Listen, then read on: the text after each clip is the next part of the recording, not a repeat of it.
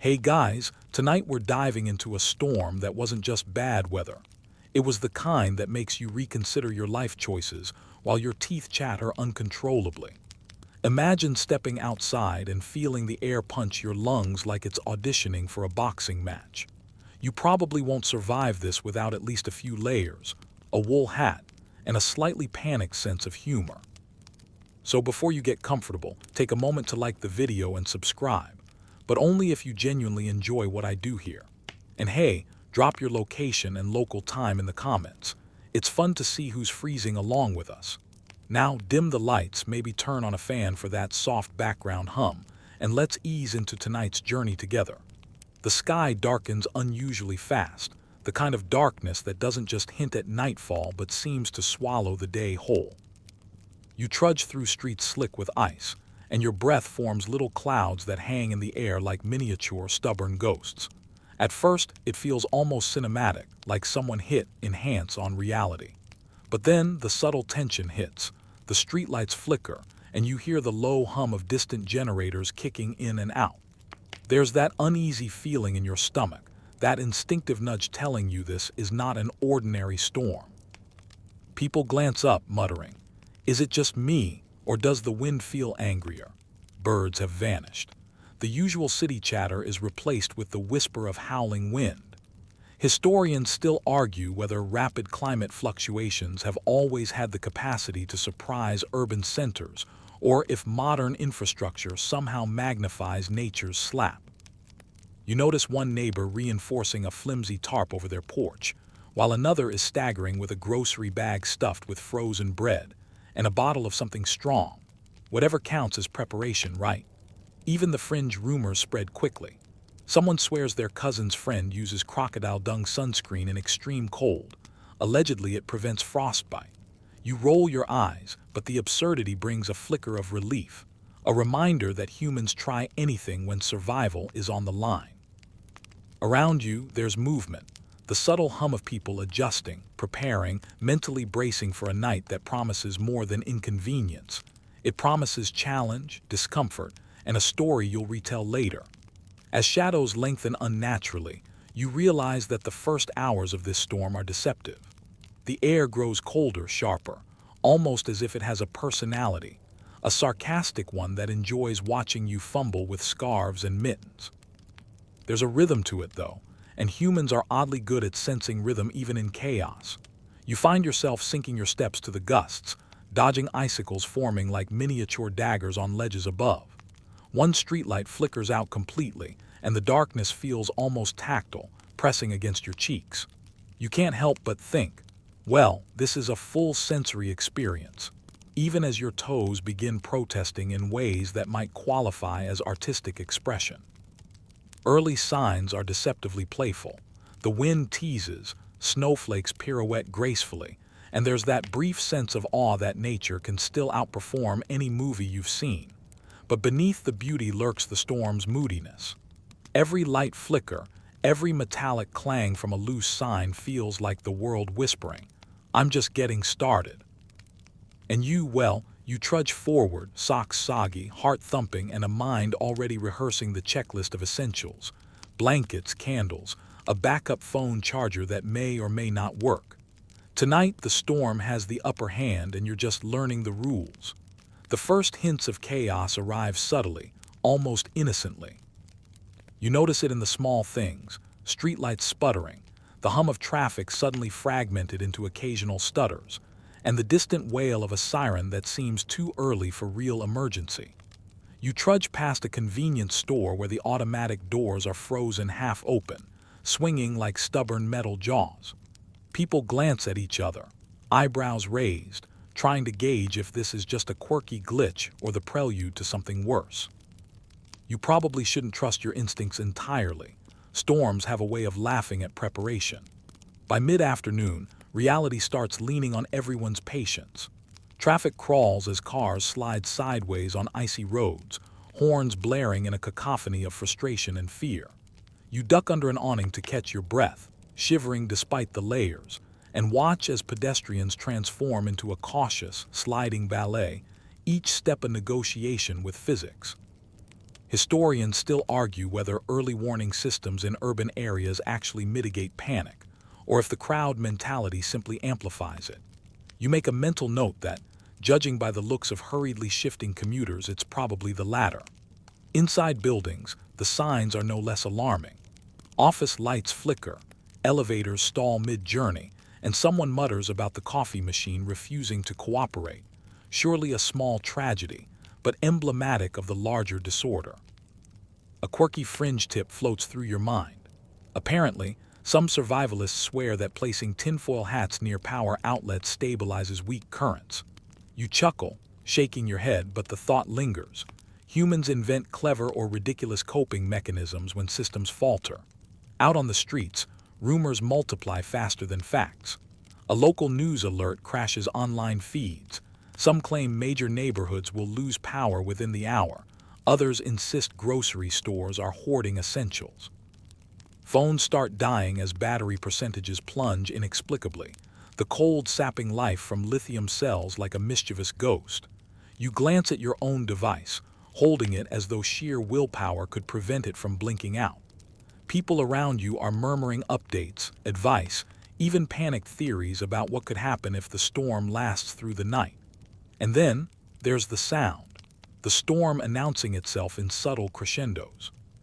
Trees begin to sway, limbs scraping the sides of buildings, a prelude to the symphony of chaos. You feel a small thrill, half terror, half exhilaration, as the first flakes start tumbling in earnest, catching the faint city light and glinting like powdered glass. It's mesmerizing until you realize that each flake is a harbinger, a tiny participant in the vast scheme of the storm's unfolding. You pull your coat tighter, tugging your scarf over your ears, wondering how quickly this dance of snow and wind will tip into the dangerous unknown. Even in the early stages, improvisation is everywhere.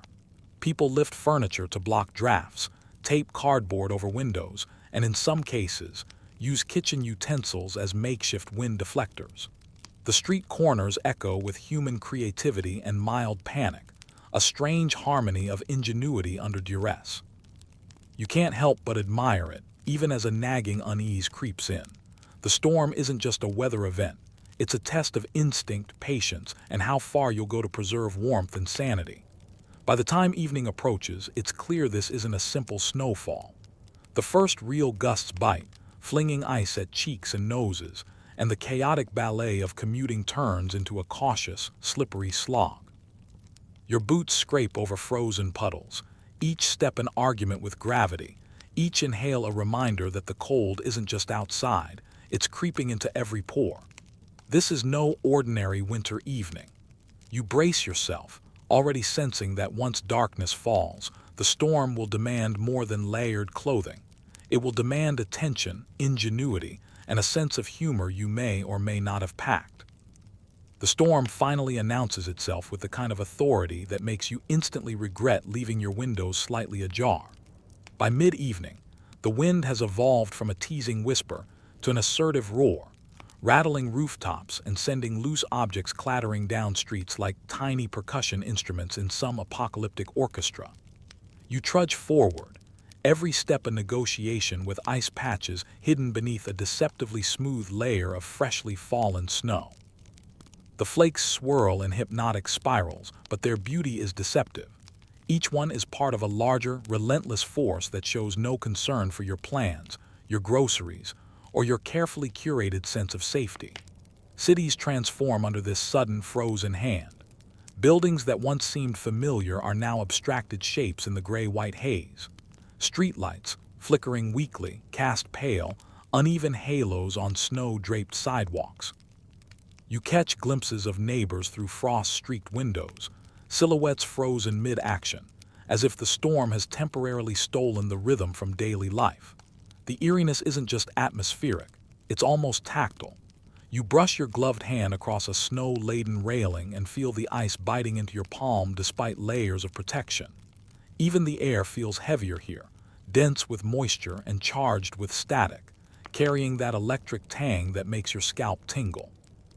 Historians still argue whether cities in previous centuries ever faced comparable sudden freezes, or if modern architecture amplifies nature's fury by concentrating wind corridors and trapping cold in concrete canyons.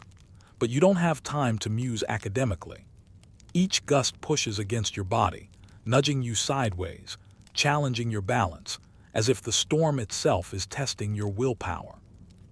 A distant traffic light swings precariously, its hum momentarily drowned out by the rush of wind that seems to find every vulnerable opening in walls and windows. You wrap your scarf tighter, burying your nose, feeling the cold creeping through layers despite your efforts. Quirky survival tips flit through your mind like a mental slideshow. One online fringe survivalist insisted that pouring vodka over your gloves can temporarily repel frost, but really, you try not to dwell on these experiments. Still, the absurdity brings a tiny spark of humor, a reminder that humans have always approached disaster with a blend of ingenuity and sheer desperation. Even as the storm's teeth sink into the city, you notice people doing the same instinctively, holding on to humor, to routine, to small acts of defiance against the cold. Public transport is collapsing at an alarming rate. Buses slide along slick streets like oversized ice skates, occasionally coming to halting stops, while trains announce indefinite delays via squealing brakes and flashing lights. You pass a halted tram, passengers huddled inside, pressing faces against fogged-up windows. Someone whispers a joke about the tram being a sauna compared to the outside, and a quiet laugh ripples through the car. Even in disaster, human tendencies toward levity persist. Yet beyond this shared amusement lies the sobering reality of isolation. Roads, once arteries of urban life, have become treacherous, frozen pathways that demand every ounce of attention just to traverse safely. The storm isn't just physical, it's sensory in every direction. Snow scratches against your face like tiny crystalline needles. The wind howls, a constant shifting chorus that drowns out most other sounds. And the scent of ozone, mixed with the faint metallic tang of disrupted city infrastructure, lingers in your nostrils. You find yourself moving slower, consciously adjusting your gait, testing every patch of pavement before committing weight, all the while aware that one misstep could mean a nasty fall, or worse, hours stranded in cold that penetrates bone deep. Inside buildings, the consequences ripple. Power grids start showing strain, lights flicker, heating systems sputter, and elevators occasionally halt, trapping those inside for brief, uncomfortable moments. Someone mutters that their upstairs neighbor has resorted to candles for warmth, romantic in theory, slightly terrifying in practice. You remember that previous severe winter in history when an entire district lost power for nearly 2 days, and some historians still argue whether the local authorities could have anticipated such a failure or if it was a near impossible scenario. You glance at your own building, wondering how long before the hum of modern convenience fades, leaving only the raw, unfiltered elements. Even in the chaos, human creativity blooms. You pass a group of neighbors reinforcing their door with spare wood planks and duct tape, giggling despite the teeth-chattering cold. A young boy nearby is tossing snow into the air, catching flakes on his tongue, blissfully oblivious to the severity surrounding him, a poignant reminder that some human instincts are resistant to fear. You can't help but smile, even if shivering, at the resilience that surfaces instinctively when survival becomes literal rather than abstract. Yet for all these small comforts, there is an underlying tension. Rumors have begun to circulate about localized blackouts, failed heating systems, and possible interruptions in water supply. Phones, when they have any signal at all, carry fragmented news, half-truths, guesses, and occasional panic. You hear someone suggest using frozen vegetables as a temporary hand warmer. Another insists that layering aluminum foil under clothes could reflect heat back into the body. Some of these ideas are utterly bizarre, but they reflect an essential truth. Humans will try anything when the environment pushes to extremes. You shuffle along, appreciating these eccentricities while silently judging the practicality of each. Snow accumulates with astonishing speed, drifts forming along curbs like frozen waves captured mid-crash. You struggle against the wind, feeling it push against your side like an invisible force testing not just balance, but resolve. Every gust demands attention, every step feels heavier, every breath slightly more laborious. The city, once predictable and familiar, becomes a dynamic obstacle course. Street signs disappear behind drifts, parked cars are buried in white blankets, traffic lights glow like distant beacons in a monochromatic landscape. You notice the subtle shift in human behavior. Pedestrians hug walls, traffic slows to a crawl, and small acts of caution ripple outward in a web of shared awareness. Fringe tidbits surface in your mind despite the pressing storm. Some survivalists claim that certain types of music can psychologically warm the body, tricking your mind into producing more heat. You hum a little tune under your scarf, testing the theory, and can't help but notice a brief lift in mood, proof, perhaps, that even the silliest notions carry kernels of utility. Nature, it seems, doesn't only demand respect, it invites creativity in return. As night falls, the storm's presence intensifies. Visibility drops to mere meters, and the interplay of swirling snow and harsh gusts renders familiar streets almost alien. Shadows stretch and warp. Each lamppost becomes a sentinel, flickering intermittently in protest. You notice neighbors' windows lit with warm, yellow glows, tiny islands of safety amid the relentless whiteout. Historians still argue whether urban populations have historically relied more on communal solidarity or personal resourcefulness during sudden winter disasters.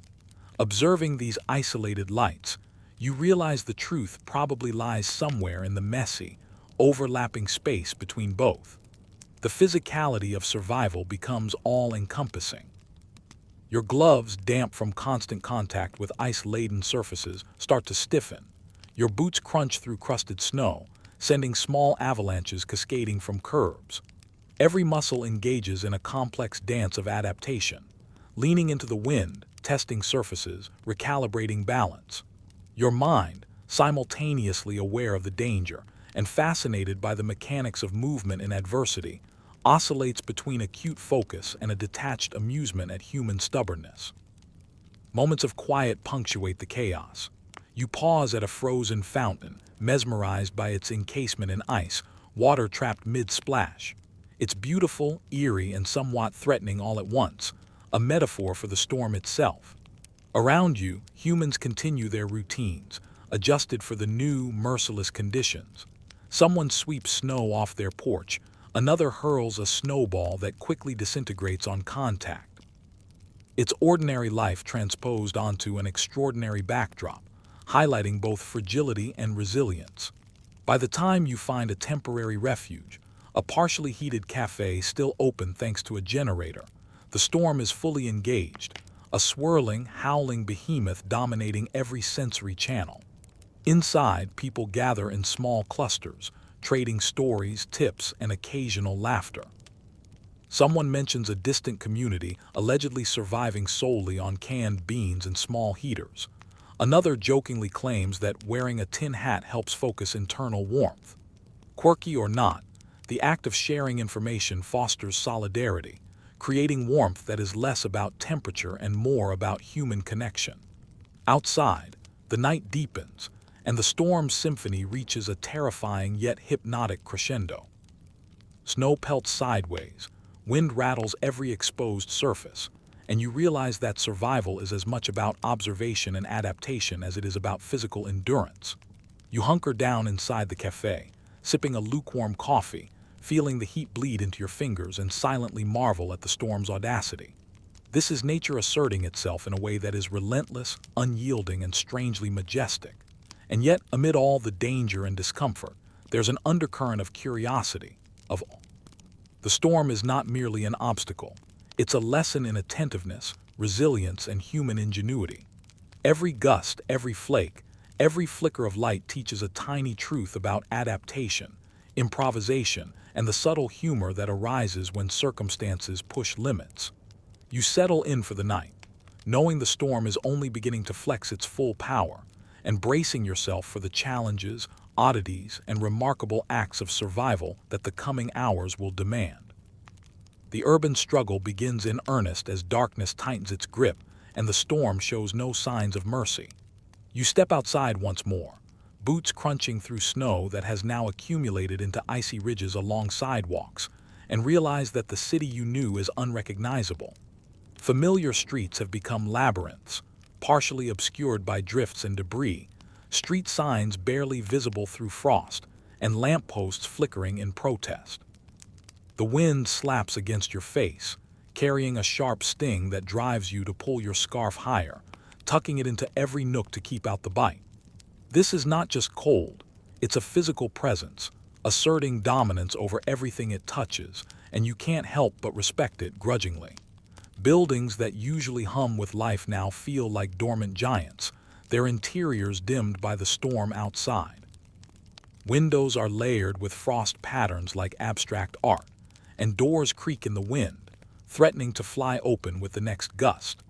You notice a neighbor balancing a milk crate beneath a tilted awning, trying to prevent it from collapsing under snow's weight, a makeshift solution that is simultaneously practical and mildly comic. Around you, others adopt similar strategies, improvising in ways that reveal the strange ingenuity that only a sudden crisis seems to coax from people. Power outages begin to spread, first in small pockets, then in wider swaths. Streetlights wink out one by one, plunging sections of the city into near total darkness. You trudge carefully, testing every step, realizing that familiar landmarks are now unreliable guides. The cold has seeped into every corner, and your gloves, though thick, no longer feel sufficient. Even the concrete beneath your feet seems to transmit the chill directly into your bones. And yet, despite discomfort, there's an odd rhythm to this struggle, a synchronized dance of survival that humans have performed for millennia when nature asserts itself too forcefully. Inside apartments and homes, people scramble to adapt. Candles are lit en masse, blankets are layered haphazardly, and small generators hum in the background, a lifeline of temporary comfort. You pause to watch a neighbor carefully wrapping a water pipe with what looks like every spare piece of fabric in the house, a combination of desperation and ingenuity that makes you smile despite the tension. Fringe methods abound too. Someone outside insists that soaking socks in alcohol and then lighting them briefly can generate temporary warmth, a ridiculous idea that sparks laughter and disbelief, but also underscores the human drive to experiment when conventional solutions fail. Transportation grinds to a halt as the storm tightens its grip. You see buses abandoned mid-route, their engines coughing uselessly, while taxi drivers navigate streets like cautious chess pieces, constantly recalculating moves to avoid ice patches and snowbanks. Trains halt indefinitely, and rumors spread of subway tunnels flooding as pumps fail under the combined pressure of ice and wind.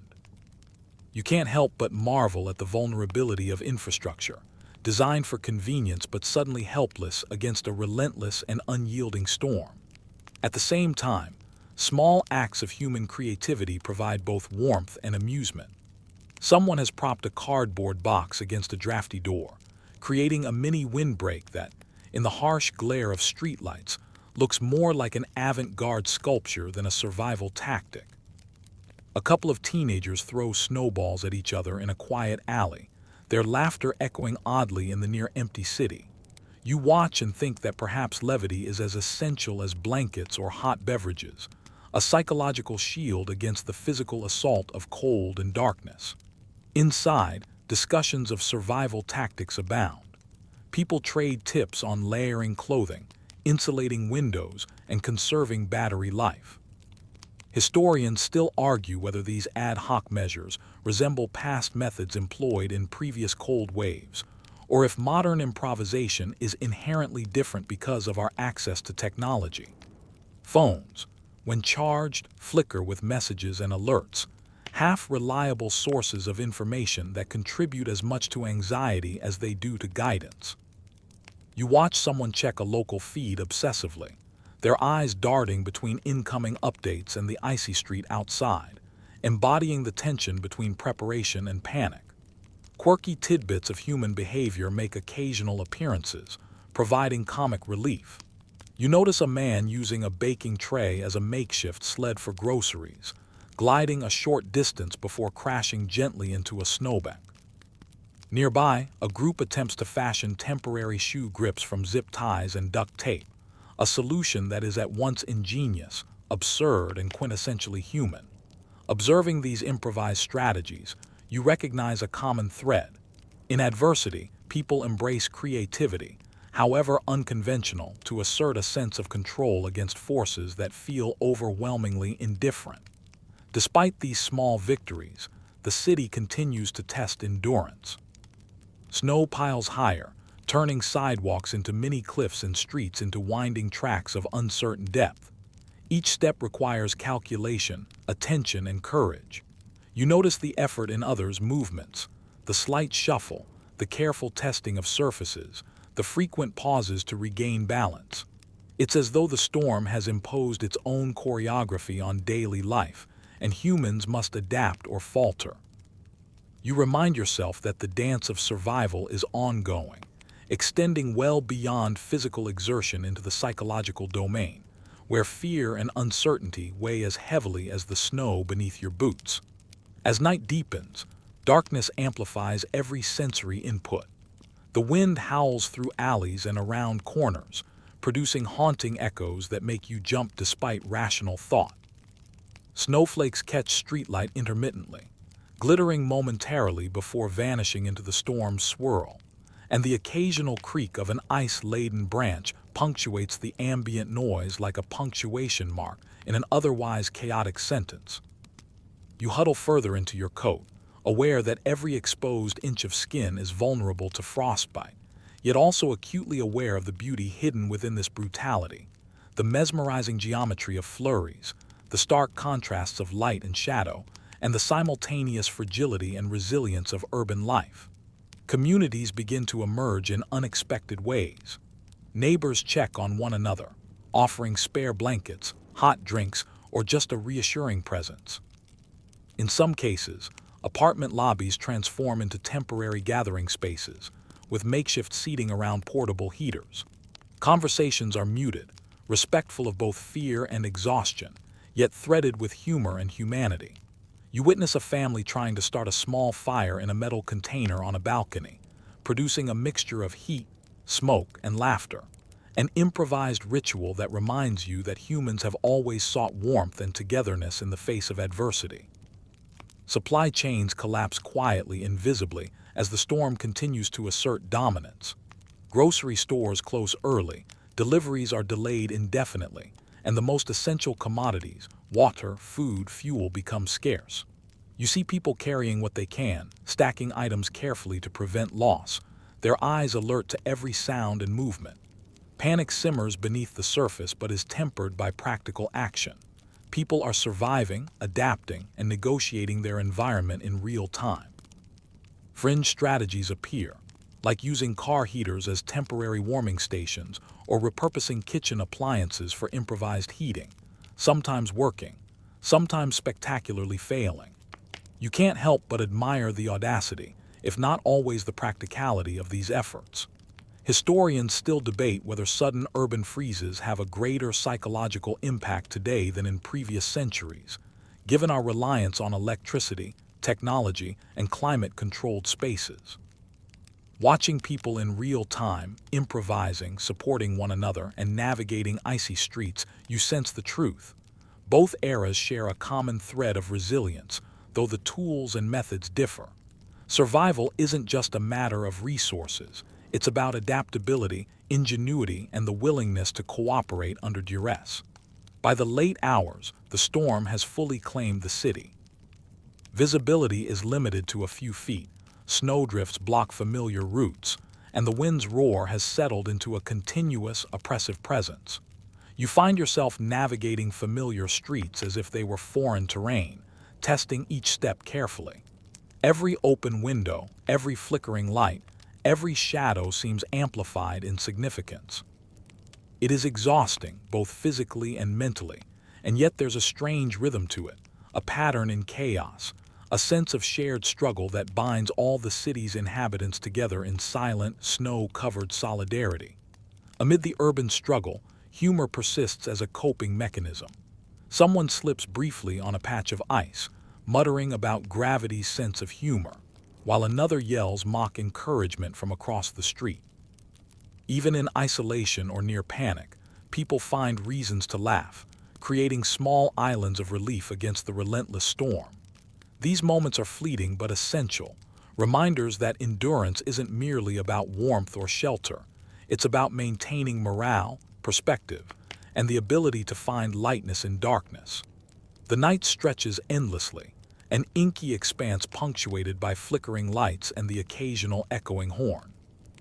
You feel the storm's full weight now, a force that demands vigilance, patience, and a touch of creativity. Yet even as the cold presses in, there's a flicker of reassurance. Humans have faced worse, adapted faster, and found ways to endure seemingly insurmountable challenges. You trudge on, each step a quiet testament to resilience, humor, and the shared, often messy, experience of urban survival in extremis. Fractured communications turn out to be one of the most insidious consequences of the storm, a slow, creeping anxiety that gnaws at the edges of every decision you make. You trudge along streets now nearly invisible beneath drifting snow, glancing repeatedly at your phone in the futile hope of a signal. The screen winks a feeble "no service" before dying entirely, as if the cold itself is draining the battery faster than you can blink. Around you, people gesture toward one another, whispering fragmented updates. "Power's out 3 blocks that way. Heard the subway S flooded." They're saying maybe the storm will last until, and then the conversation evaporates under the roar of wind. Communication, which normally connects and reassures, has become unreliable and terrifying in its absence. Every rumor spreads like wildfire, feeding the undercurrent of unease. One neighbor swears she saw a utility truck overturned, while another insists that downtown streets are impassable. The truth is buried somewhere under layers of miscommunication, speculation, and outright panic. Historians still argue whether breakdowns in communication during urban disasters exacerbate fear or whether they actually encourage creative problem solving. And watching this unfold firsthand, you suspect both effects are in play simultaneously. People are panicking, yes, but they're also improvising in remarkable ways, attempting to regain control of a reality slipping rapidly into chaos. You notice how subtle human behaviors change when communications fail. Face-to-face gestures become critical, a hand raised to indicate direction, a nod confirming agreement, a small smile exchanged across a street crowded with sliding pedestrians. In some cases, these simple interactions carry more weight than any phone call or text. You pass a man who's scrawling messages in the snow for his neighbors, carefully etched words like "water in lobby" and "heater running," providing a fragile network of information in a city otherwise deafened by wind. Inside buildings, communication falters in more dramatic ways. Elevator buttons flash uselessly. Intercoms, designed to alert residents to emergencies, emit only static. People huddle in stairwells, trying to coordinate with others while phones fail and batteries die. The absurdity and frustration of modern dependence on technology become painfully clear. Fringe tips circulate. Some claim that using aluminum foil under phone screens or wrapping devices in plastic and fabric can preserve enough warmth to extend battery life. You roll your eyes at the eccentricity, but part of you admires the sheer ingenuity, even as you silently hope it works. Out on the streets, miscommunication has tangible consequences. Delivery drivers abandon trucks mid-route, unsure where to go, while pedestrians misread street layouts under layers of snow, colliding gently with one another or being forced to backtrack endlessly. You observe a makeshift traffic controller at an intersection, someone waving their arms, trying to coordinate pedestrians, and a lone vehicle like a conductor of a chaotic orchestra.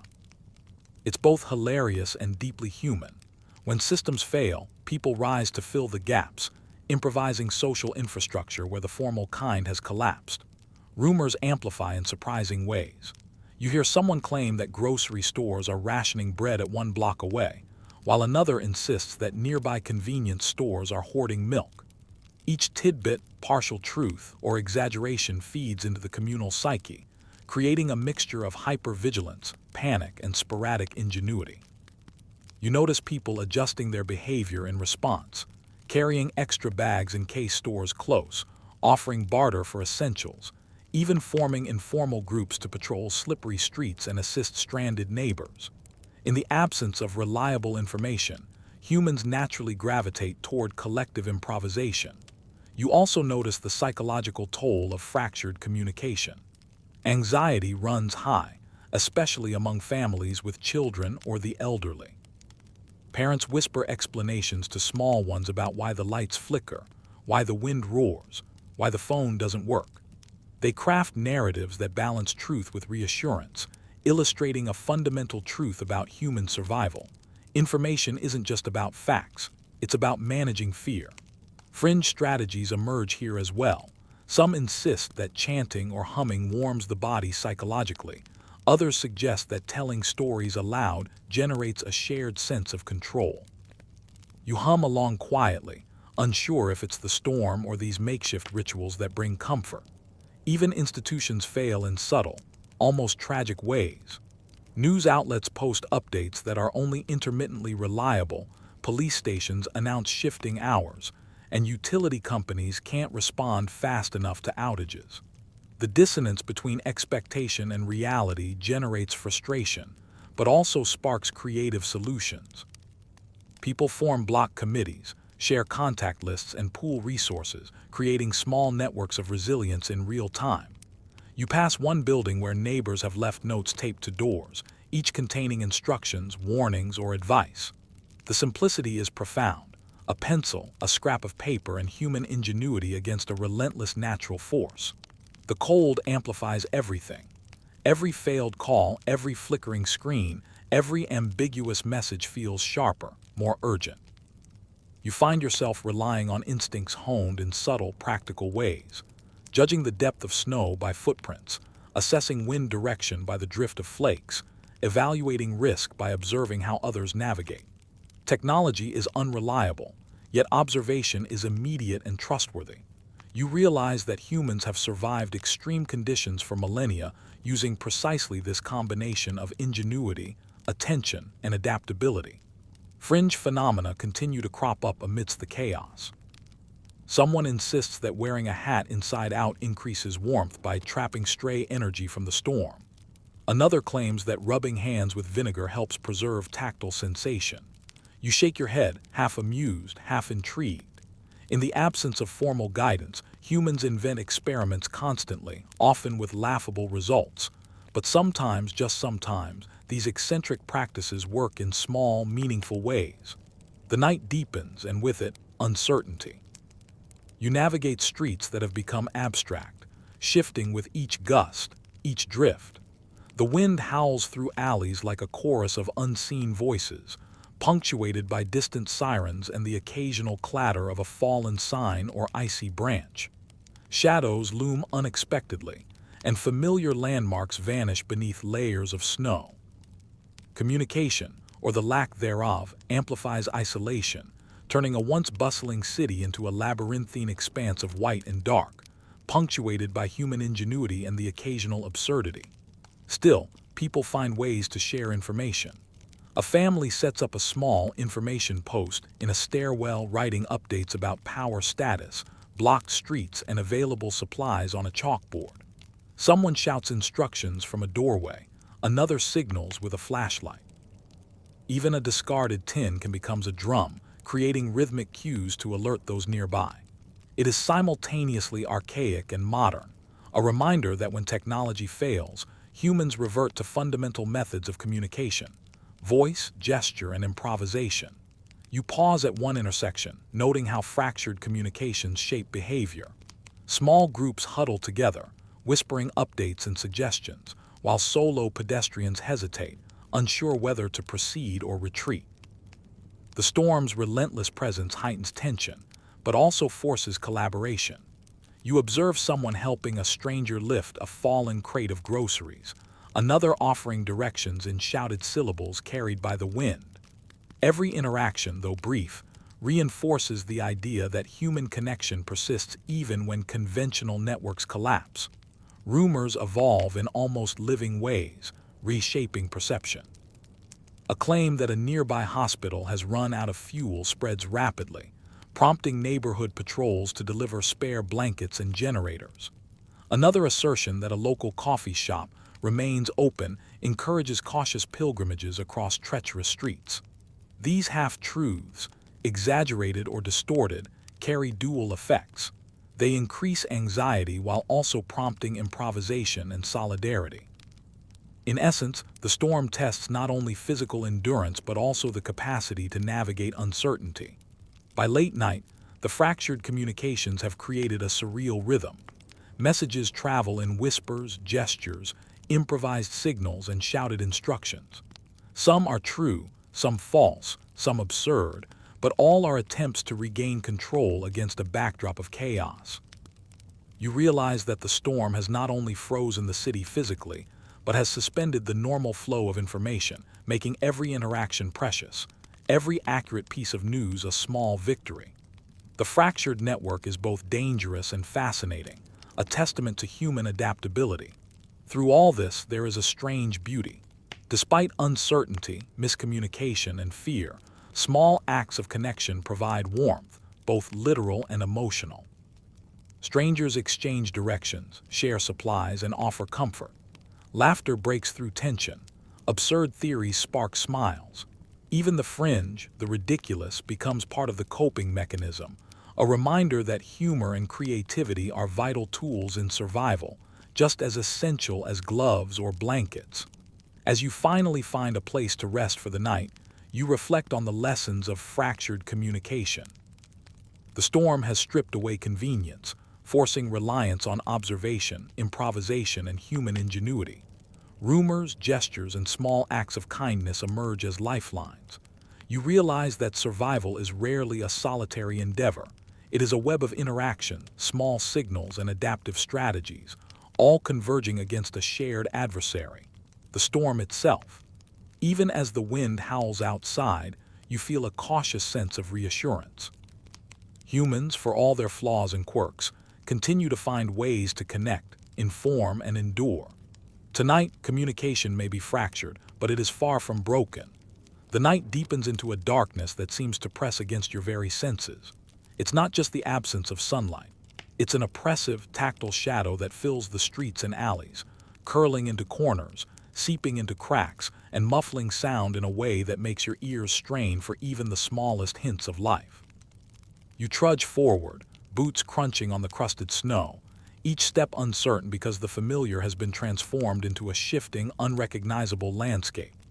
The wind carries everything: loose debris, stray papers, the occasional metallic clang of a shutter flapping uncontrollably, and the faint, ghostly echoes of distant sirens. The city has become a sensory puzzle, each element vying for attention, each gust a warning. You notice that darkness amplifies everything. Shadows stretch unnaturally across snowbanks, turning parked cars into hulking, abstract shapes. A street lamp flickers weakly, illuminating a snowdrift shaped like a crouching animal. For a split second, your mind interprets it as movement, only to relax into bemused relief. Historians still argue whether the human response to night during natural disasters has always been heightened by fear, or if modern urban life, with its reliance on artificial lighting, exaggerates the psychological impact. Experiencing this firsthand, you suspect the latter. Darkness feels deeper, almost alien when it's combined with chaos.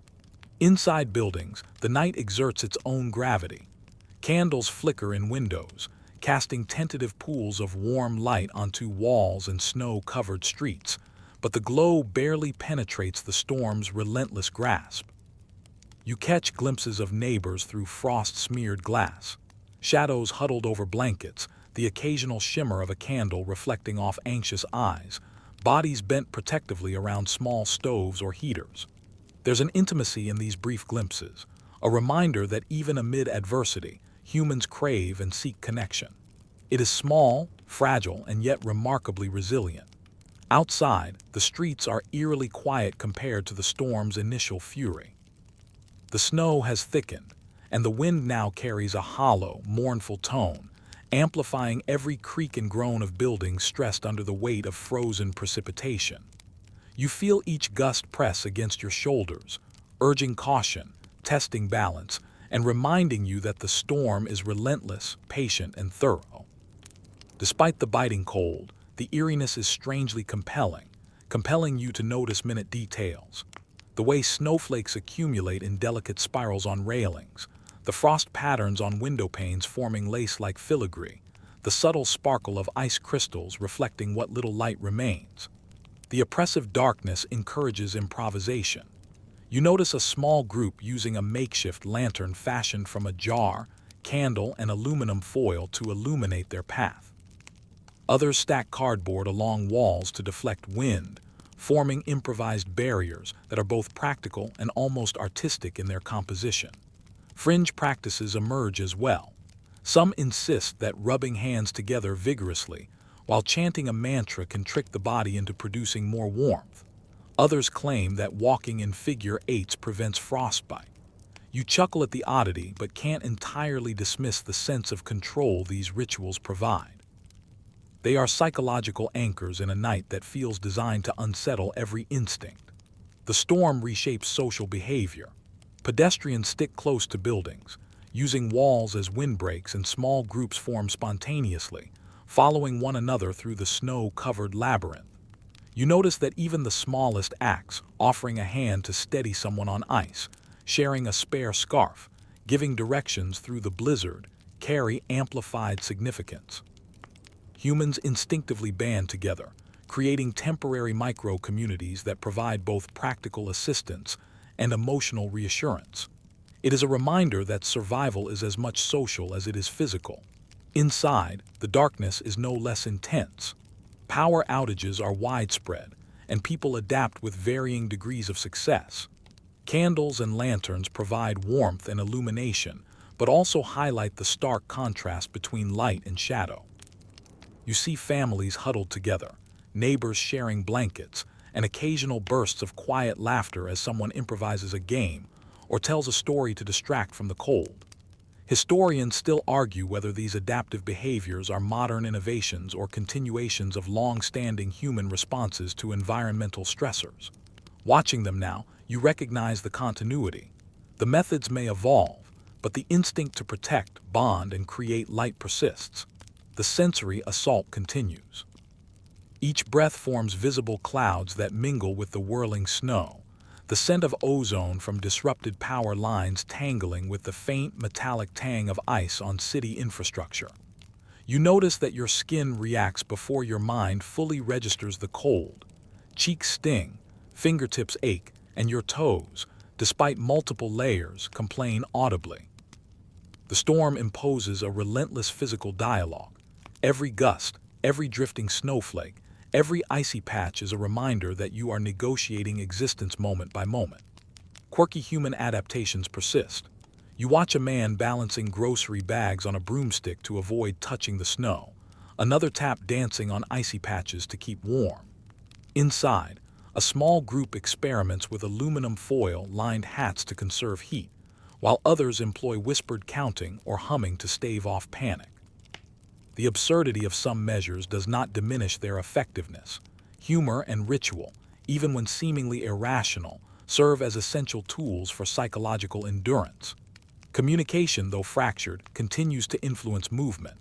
People exchange gestures, shout directions, or scribble notes in snow with sticks, effectively improvising a semi-reliable network. Rumors about which streets are passable or where temporary warmth can be found spread, sometimes accurately, sometimes not. You notice that even flawed information provides structure and a sense of agency, mitigating the helplessness that the storm's overwhelming presence might otherwise induce. The night also intensifies tension. A fallen tree blocks a main road.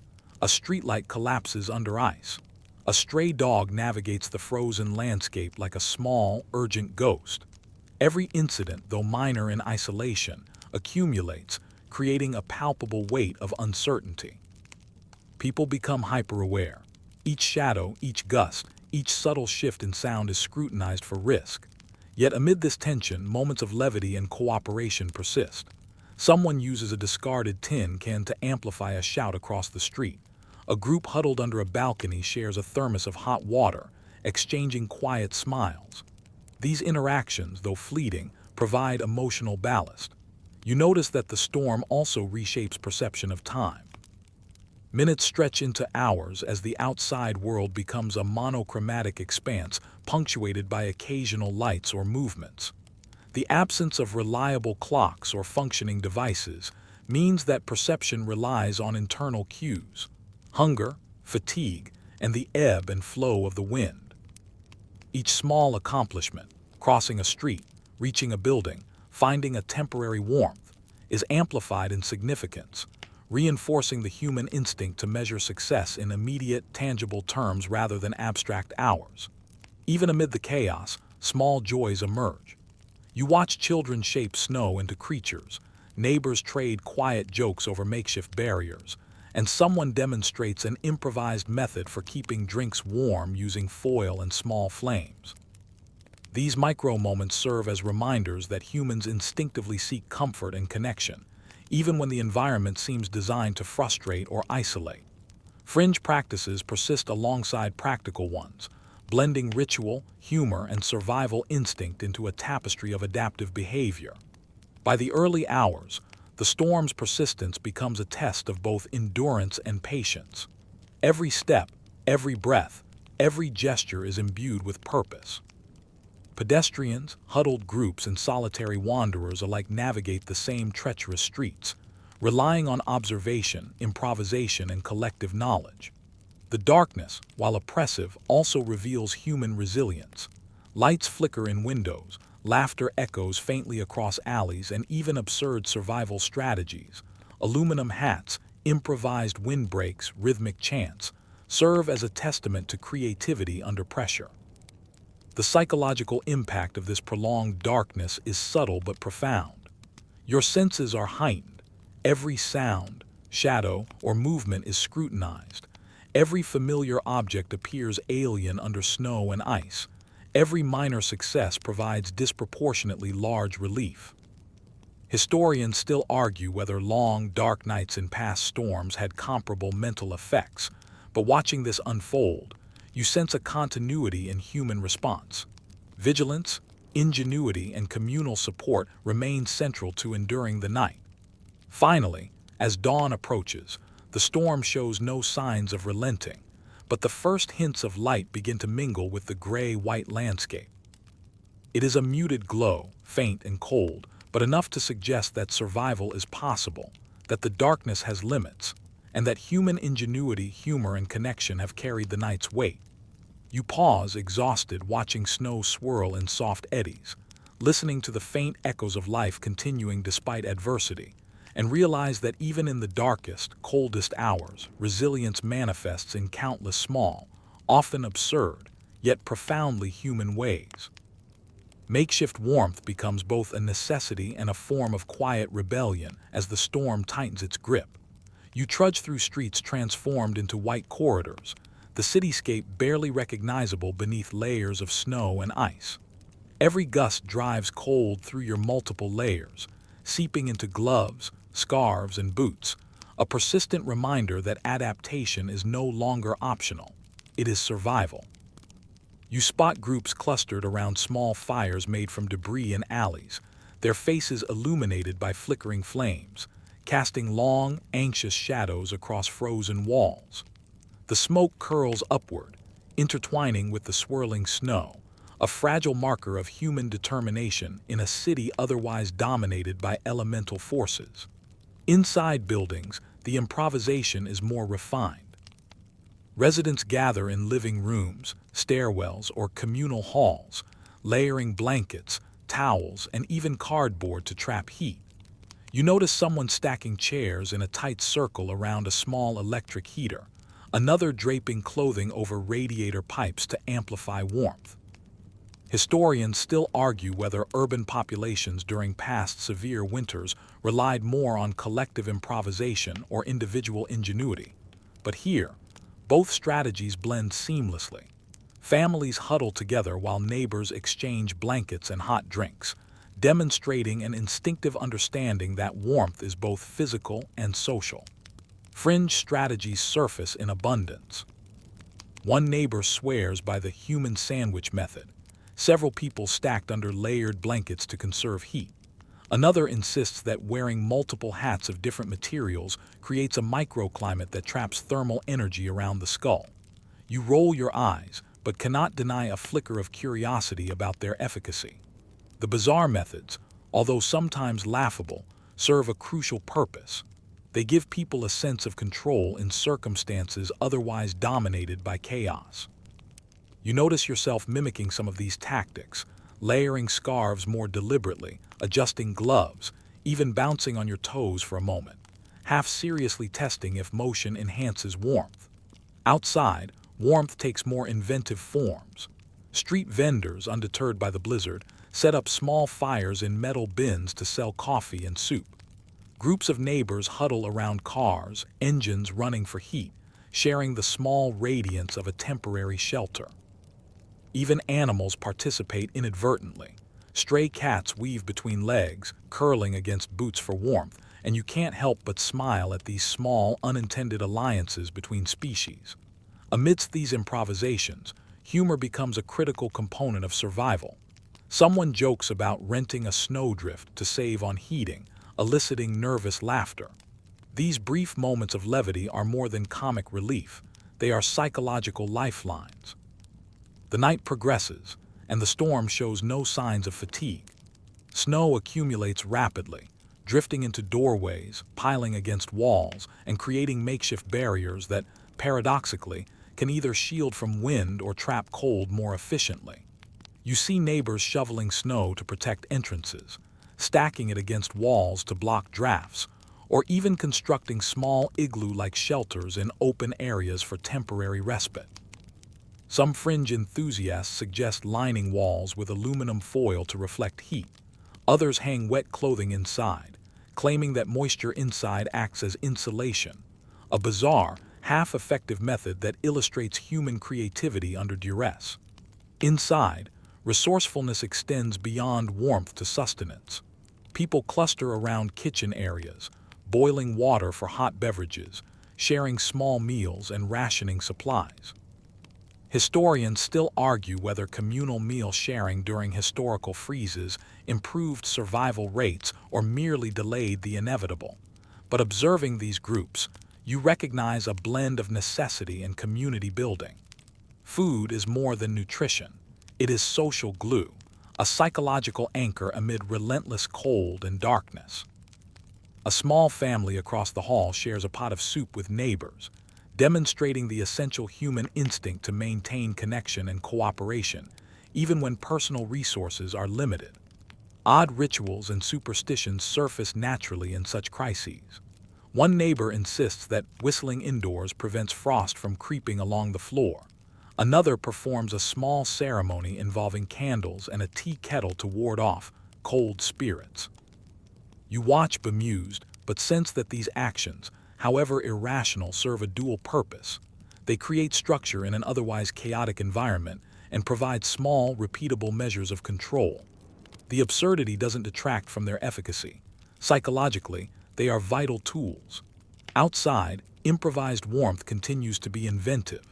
You observe a group of teenagers forming a circle around a trash can fire, cautiously tossing small logs or cardboard to sustain the flame. Others use backpacks, coats, or even bicycles to block wind and channel heat toward the center. The combination of ingenuity and collaboration creates a fragile network of warmth, a temporary oasis amidst the storm's relentless pressure. These small flames, both literal and metaphorical, stand as reminders that human resilience is as much about creativity and cooperation as it is about physical survival. You notice the physical strategies are paired with mental ones. People share stories, tell jokes, or hum quietly to stave off panic and maintain morale. Children play quietly with snow or improvised toys, keeping spirits alive and anchoring adults in the familiar rhythms of life. Laughter, even when small and tentative, becomes a form of warmth, proving that human connection is a vital shield against the relentless cold. Fringe practices blend into these routines. Rhythmic chanting, synchronized movement to generate heat, or small mock competitions about who can stay warm the longest. They are as much social exercises as survival techniques, fostering cohesion in an otherwise isolated environment.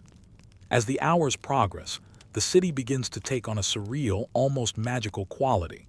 Smoke from fires curls into the night sky, reflecting faintly in streetlights and snowflakes. Shadows of bundled figures shift and dance along walls.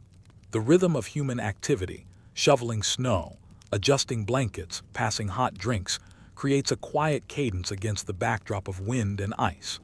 Even the absurdities like aluminum-lined hats or human sandwiches form part of a collective choreography, a human response to an environment that refuses to yield.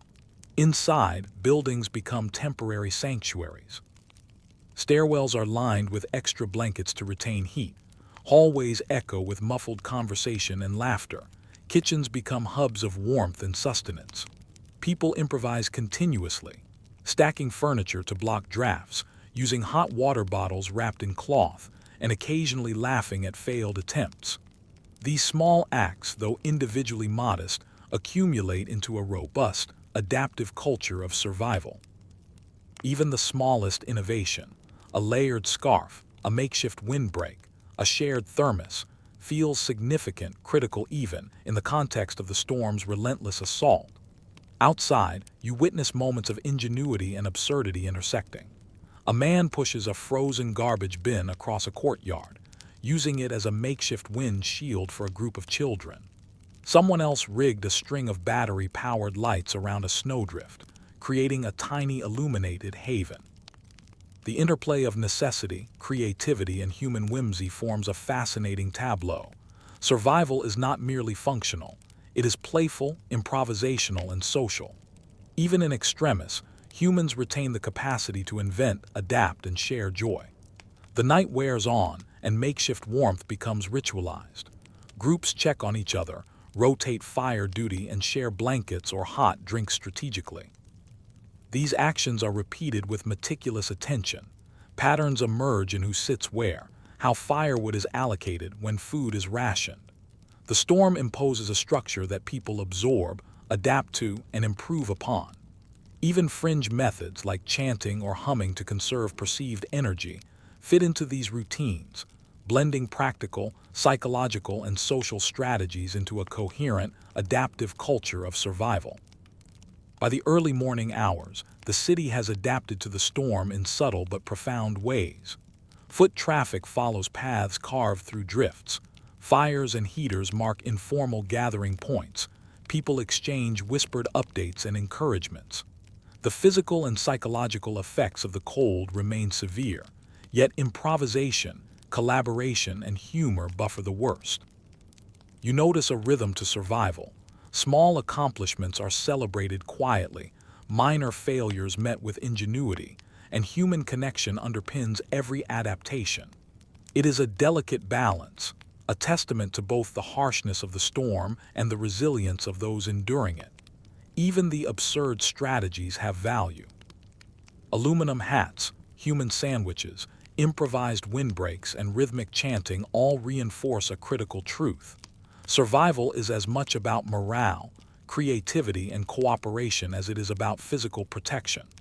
The storm may dominate the environment, but humans continue to assert agency, inventiveness, and humor in ways that mitigate its full impact. You trudge forward, boots sinking into new drifts, gloves stiff and numb, yet buoyed by the small fires of human ingenuity scattered throughout the city. By dawn, makeshift warmth has evolved from necessity to culture. Temporary shelters, improvised fires, and communal rituals have become landmarks of adaptation, markers of human resilience in the face of relentless natural force. The storm continues, but its dominance is balanced by human agency. You pause, catching sight of a small group passing hot water and blankets to strangers, laughter punctuating the cold, and realize that, even amidst extreme adversity, humans are capable of creating comfort, joy, and cooperation from the barest resources. Tonight, warmth is not just temperature. It is community, improvisation, and shared resilience, a fragile but enduring triumph over the storm's unyielding presence. By the middle of the storm's second day, fatigue has begun to gnaw at both body and mind. You trudge through streets layered with fresh snow that has accumulated even on top of yesterday's drifts, each step a test of endurance. Your boots crunch unevenly, sometimes plunging into soft powder, sometimes skidding across a deceptive icy crust. The wind, though slightly less ferocious than the previous night, remains a constant, whispering reminder of the storm's omnipresence. It snakes through alleyways, rattles shutters, and steals warmth from every exposed inch of skin. You pull your scarf tighter, tug your hood further down, and push forward, acutely aware that human resilience is being measured not in moments, but in sustained attention and adaptability. Buildings appear even more alien in the storm's ongoing choreography. Windows are frosted solid, roofs bowed under the weight of accumulated snow, and doors creak ominously with every gust. You notice neighbors on upper floors shoveling rooftops where permitted, a precarious dance against gravity and ice, while some have constructed temporary barriers from furniture and blankets to block drafts.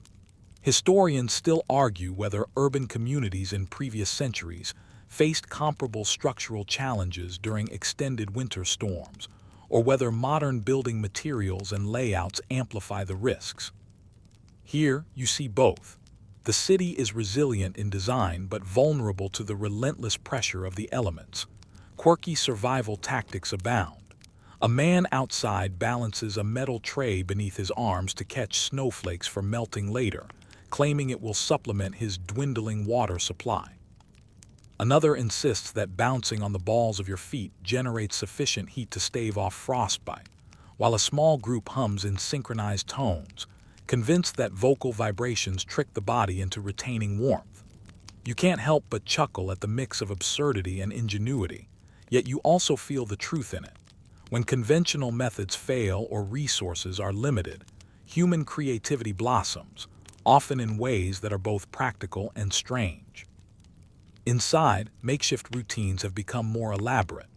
Stairwells and corridors are lined with layers of blankets, furniture, and even cardboard, creating microenvironments that retain heat. Families huddle around small heaters, sharing thermoses of tea or soup, while neighbors check on one another, exchanging updates, supplies, and laughter. Even children contribute, playing quietly with snow-packed toys or engaging in whispered games, reminding adults that humor and distraction are critical survival tools. The social aspect of endurance is as vital as physical preparation. The storm's psychological impact deepens. Prolonged exposure to cold, darkness, and uncertainty sharpens anxiety and magnifies small setbacks. Phones and other communication devices, often lifelines, are unreliable, and the intermittent news feeds amplify uncertainty. Rumors spread quickly, some accurate, some wildly speculative. A nearby pharmacy might be open, a generator could fail, a block might be impassable. You notice neighbors responding differently. Some panic, others organize quietly, sharing resources or marking safe pathways through the snow. Historians still debate whether human responses to uncertainty have fundamentally changed in modern cities versus pre-industrial times. But in this storm, adaptation appears consistent. Survival relies on vigilance, creativity, and collaboration. Outside, the environment grows increasingly surreal. Snowdrifts rise above fences, vehicles are half buried, and the streets resemble frozen rivers rather than pathways.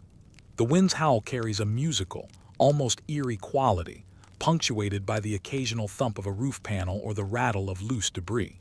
You adjust your stride, navigating with deliberate caution, noting how each pedestrian improvises differently.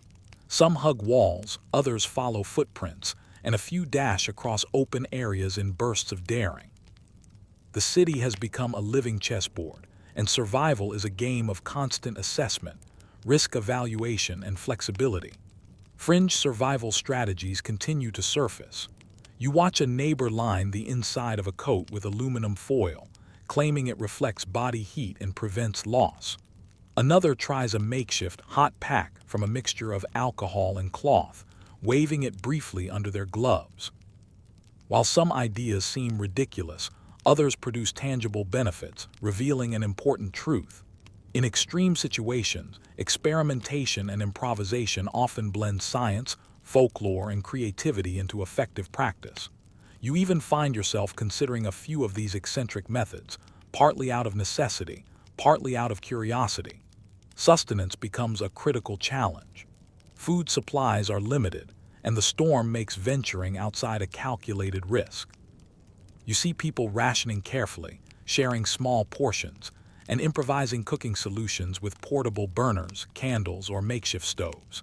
Historians still argue whether communal resource sharing historically improved survival outcomes or merely delayed the inevitable. But in this storm, cooperation appears essential. Those who work together, combining food, warmth, and information, are more resilient than those attempting isolation. It's a practical illustration of a universal principle. Survival is as social as it is physical. The storm alters temporal perception. Daylight is faint and fleeting, often masked by dense clouds and drifting snow, and each hour stretches unpredictably. Without reliable time cues, people measure progress in small milestones, clearing a path, replenishing fuel, checking on neighbors, or simply enduring a particularly long gust of wind. The monotony of snow, ice, and limited movement contrasts with the bursts of activity required for survival, creating a rhythm that is both exhausting and hypnotic.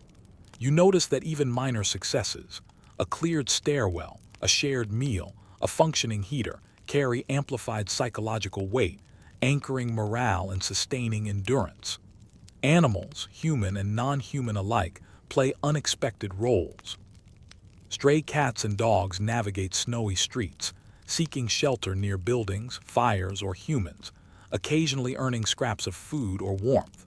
Their presence provides small comfort and normalcy, reminders that life persists even under extreme duress.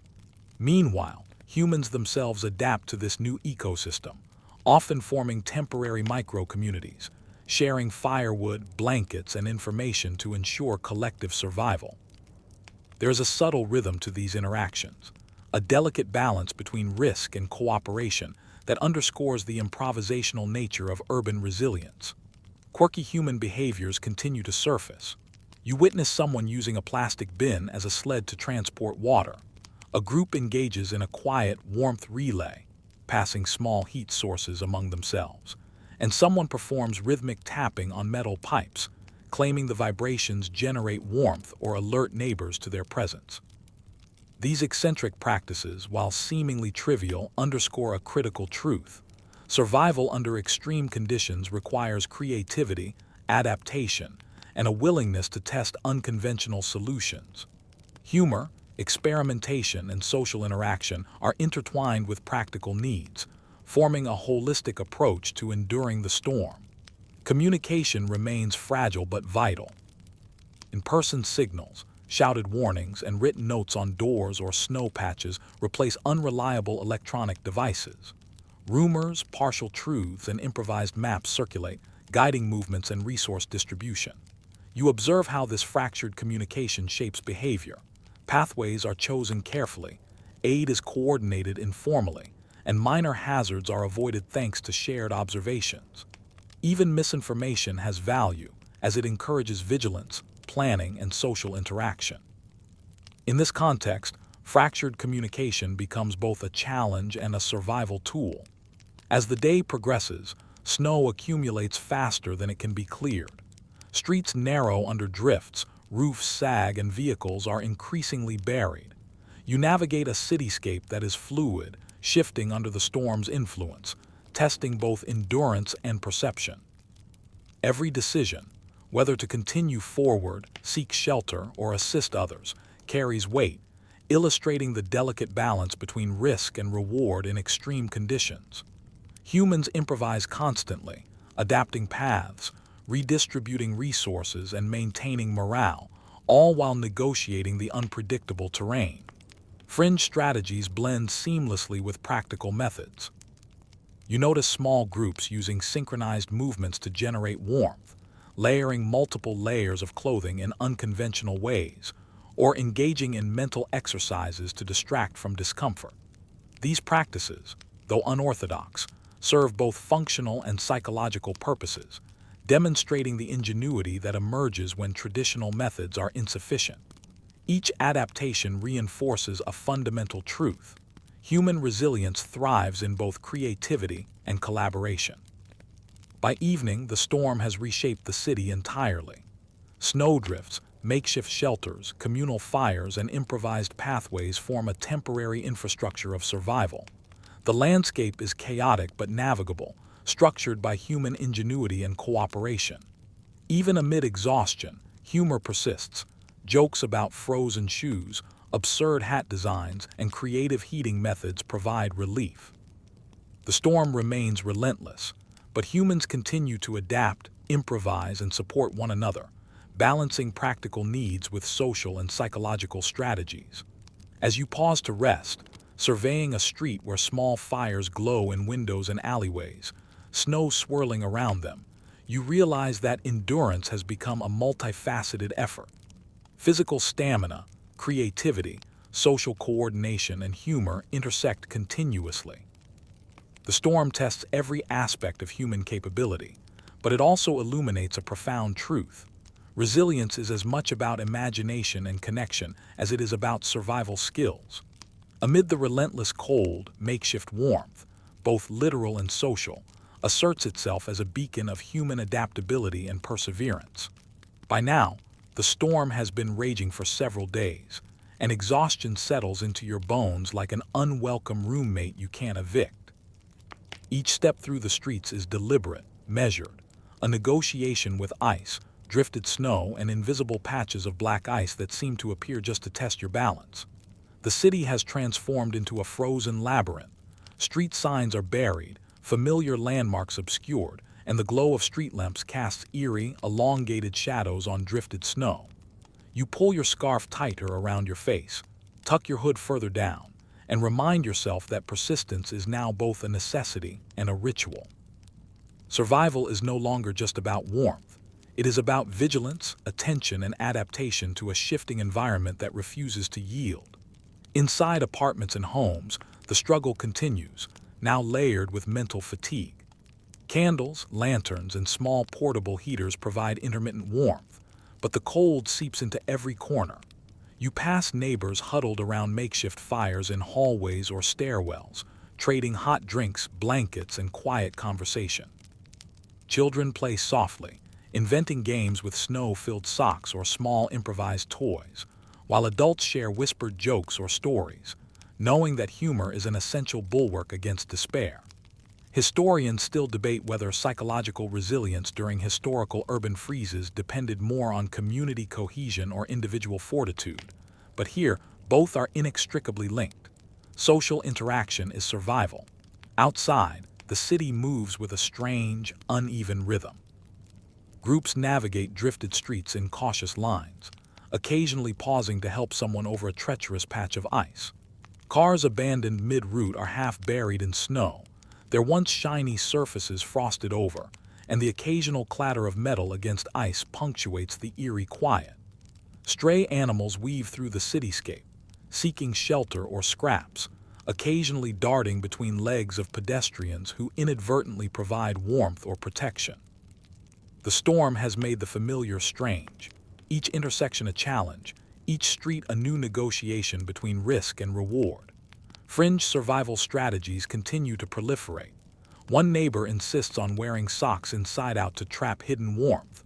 Another balances a small, alcohol-soaked cloth between their palms, waving it in precise motions to generate heat. A small group hums in a low, synchronized rhythm, convinced that vibrations encourage circulation. You watch, half amused, half intrigued, realizing that absurdity and practicality intertwine in ways that are oddly effective. In this environment, creativity is survival, and humor, though seemingly trivial, serves as a psychological salve against the relentless cold and isolation. Sustenance has become both ritual and strategy. Food supplies dwindle, and the storm makes new provisions risky or impossible. You see neighbors sharing carefully rationed meals, trading ingredients, or improvising with limited resources. One group has begun melting snow in large pots over portable burners, supplementing dwindling water stores while maintaining a communal gathering point. Historians still argue whether communal food sharing during past urban freezes enhanced survival or merely delayed scarcity. But in this case, cooperation clearly reduces both physical and psychological strain. Sharing sustains morale as much as it does nutrition. Inside, improvisation is pervasive. Hallways are insulated with stacked furniture, stairwells lined with blankets, and doors blocked with anything that might keep the wind at bay. You notice families adopting rotation schedules for heater use, ensuring that warmth is distributed fairly and efficiently. Even the smallest adaptations, wrapping hot water bottles, layering scarves differently, or using foil-lined hats, carry significance. Each minor success provides a sense of control in an environment otherwise dominated by randomness and risk. Outside, the storm reshapes the social landscape. Pedestrians adopt unconventional routes, following footprints, sliding along snowbanks, or hopping across frozen curbs to avoid particularly treacherous ice patches. You witness a small group improvising a human sled, pushing one member atop a crate across a snow-filled courtyard, a mix of necessity and playful relief. Another person uses a metal trash bin as a temporary windshield while transporting supplies. These small acts, while seemingly whimsical, underscore a critical survival principle. Creativity, flexibility, and collaboration are as essential as clothing, food, or warmth. Communication remains fragile but critical. Phones are unreliable, messages delayed, and rumors spread in fragmented patterns. People rely on shouted warnings, gestures, and even chalk marks in the snow to indicate hazards, pass along resources, or share information. You see a small group coordinating with hand signals across a snow-filled street, directing pedestrians and distributing supplies. Even misinformation serves a purpose, prompting caution, observation, and improvisation. Fractured communication has become both a hazard and a tool, shaping behavior, fostering collaboration, and anchoring community resilience. The storm's psychological toll becomes more apparent. Anxiety simmers under the surface, intensified by exhaustion, uncertainty, and isolation. Every gust of wind, every shadowed alley, and every creaking roofline triggers heightened awareness. People cling to rituals, routines, and humor to maintain equilibrium. Rhythmic tapping to stay alert, synchronized movement to generate warmth, and whispered jokes to ease tension. Even seemingly trivial acts, like adjusting a hat or redistributing blankets, acquire heightened significance as markers of agency and competence in an environment that tests endurance relentlessly. Stray animals continue to interact with humans in unexpected ways. Cats curl around legs for warmth, dogs follow small groups cautiously, and the occasional bird hovers near sheltered nooks seeking food. These encounters, though fleeting, provide small psychological boosts and reinforce a sense of continuity in life amidst the storm's chaos.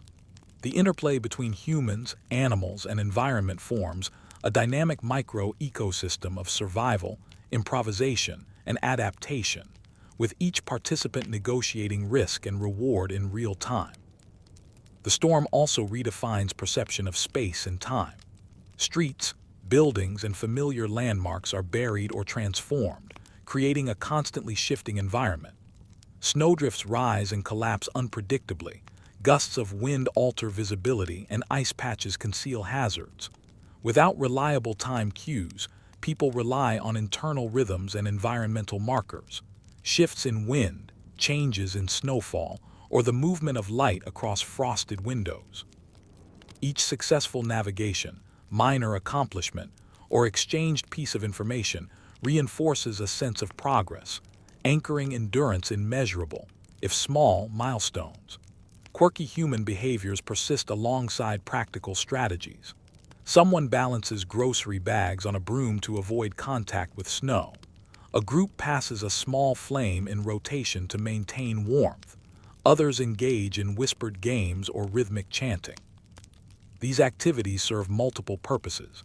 They provide physical benefit, maintain morale, and foster social cohesion. Humor and playfulness emerge naturally, functioning as essential counterweights to exhaustion, cold, and stress. Survival is therefore multidimensional, encompassing physical, psychological, and social strategies simultaneously. As the day wears on, the storm's impact becomes a shared experience. People coordinate to clear paths, distribute supplies, and maintain small fires or heaters. Absurd or fringe strategies, foil-lined clothing, human sandwiches, synchronized humming, intersect with conventional survival tactics, forming a hybrid culture of improvisation. Each act, no matter how small or seemingly ridiculous, contributes to the broader adaptive network that sustains the city's inhabitants.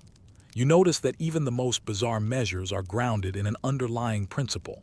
Human ingenuity thrives under pressure, and social cooperation amplifies its effectiveness. Even minor successes are magnified in significance. A cleared alley becomes a lifeline, a shared thermos a prized resource, a functioning heater a beacon of relief. These moments punctuate the relentless monotony of the storm, providing psychological reprieve and reinforcing communal bonds. Laughter and humor, woven into routines and interactions, remain critical. They reduce stress, reinforce morale, and maintain social cohesion.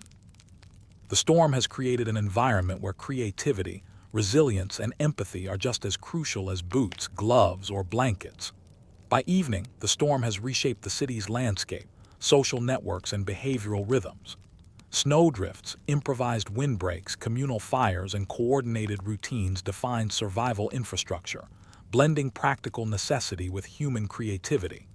Despite exhaustion, humor, innovation, and collaboration persist.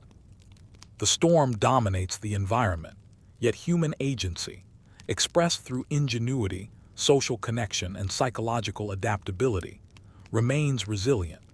You pause, observing a street illuminated by scattered fires, shadowed figures huddled together, and stray animals weaving among them, and realize that survival in extreme conditions is as much about the human spirit as it is about physical protection.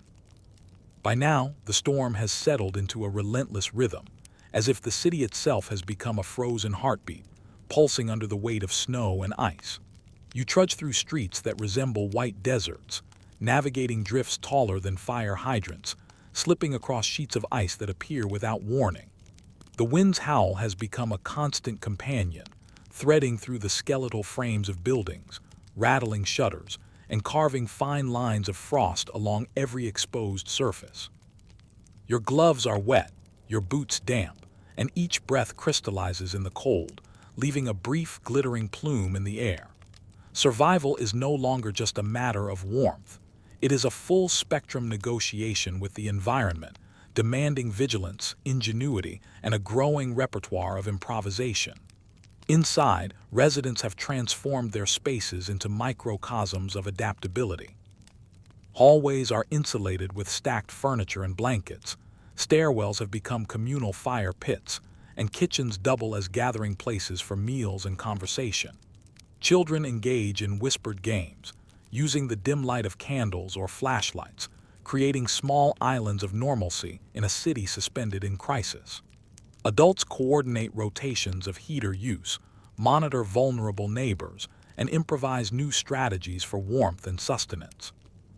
Historians still debate whether these adaptive behaviors in historical urban freezes were spontaneous or culturally transmitted, but here, the lines blur. Necessity, creativity, and inherited knowledge intermingle seamlessly. Outside, the storm transforms ordinary objects into tools of survival. A metal trash bin becomes both windbreak and temporary fire pit. Snowbanks are navigated as makeshift pathways, shifting with the rhythm of the wind. You observe someone using a sled-like contraption to transport supplies, sliding across icy streets with deliberate control, a small victory against the frozen chaos. Fringe practices continue to emerge. Rhythmic tapping of feet or hands is believed to generate warmth. Socks are layered inside out, and reflective materials like foil are draped around bodies to conserve heat.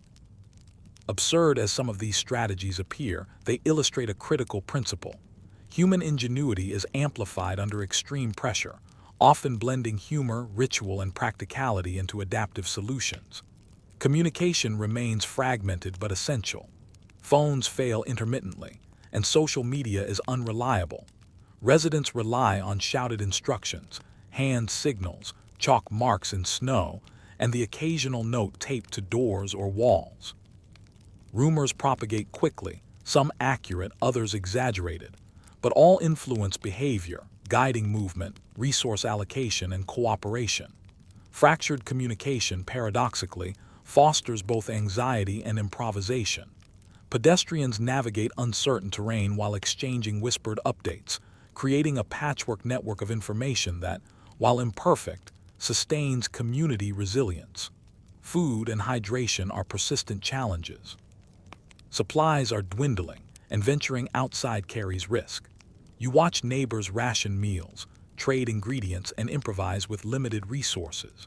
Some melt snow in large pots over small burners, supplementing water stores and providing communal gathering points. Historians still argue whether communal food sharing historically improved survival odds or merely delayed scarcity, but observation shows that cooperation, even in minor acts, reduces stress and preserves morale.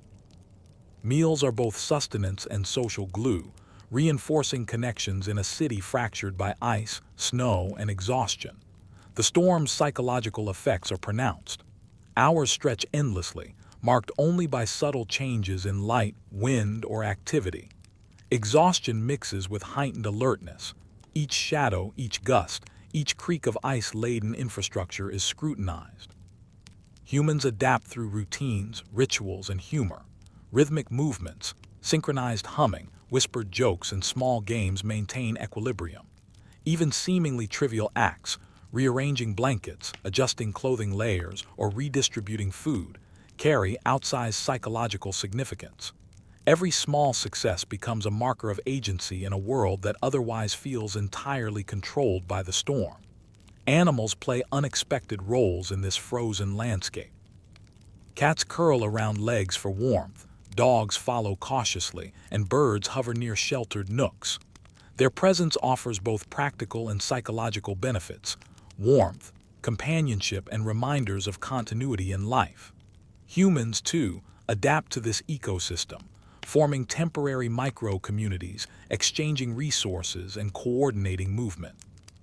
The storm transforms ordinary interactions into essential survival strategies, blending observation, improvisation, and empathy into daily routines. Fringe behaviors continue to intersect with practical strategies.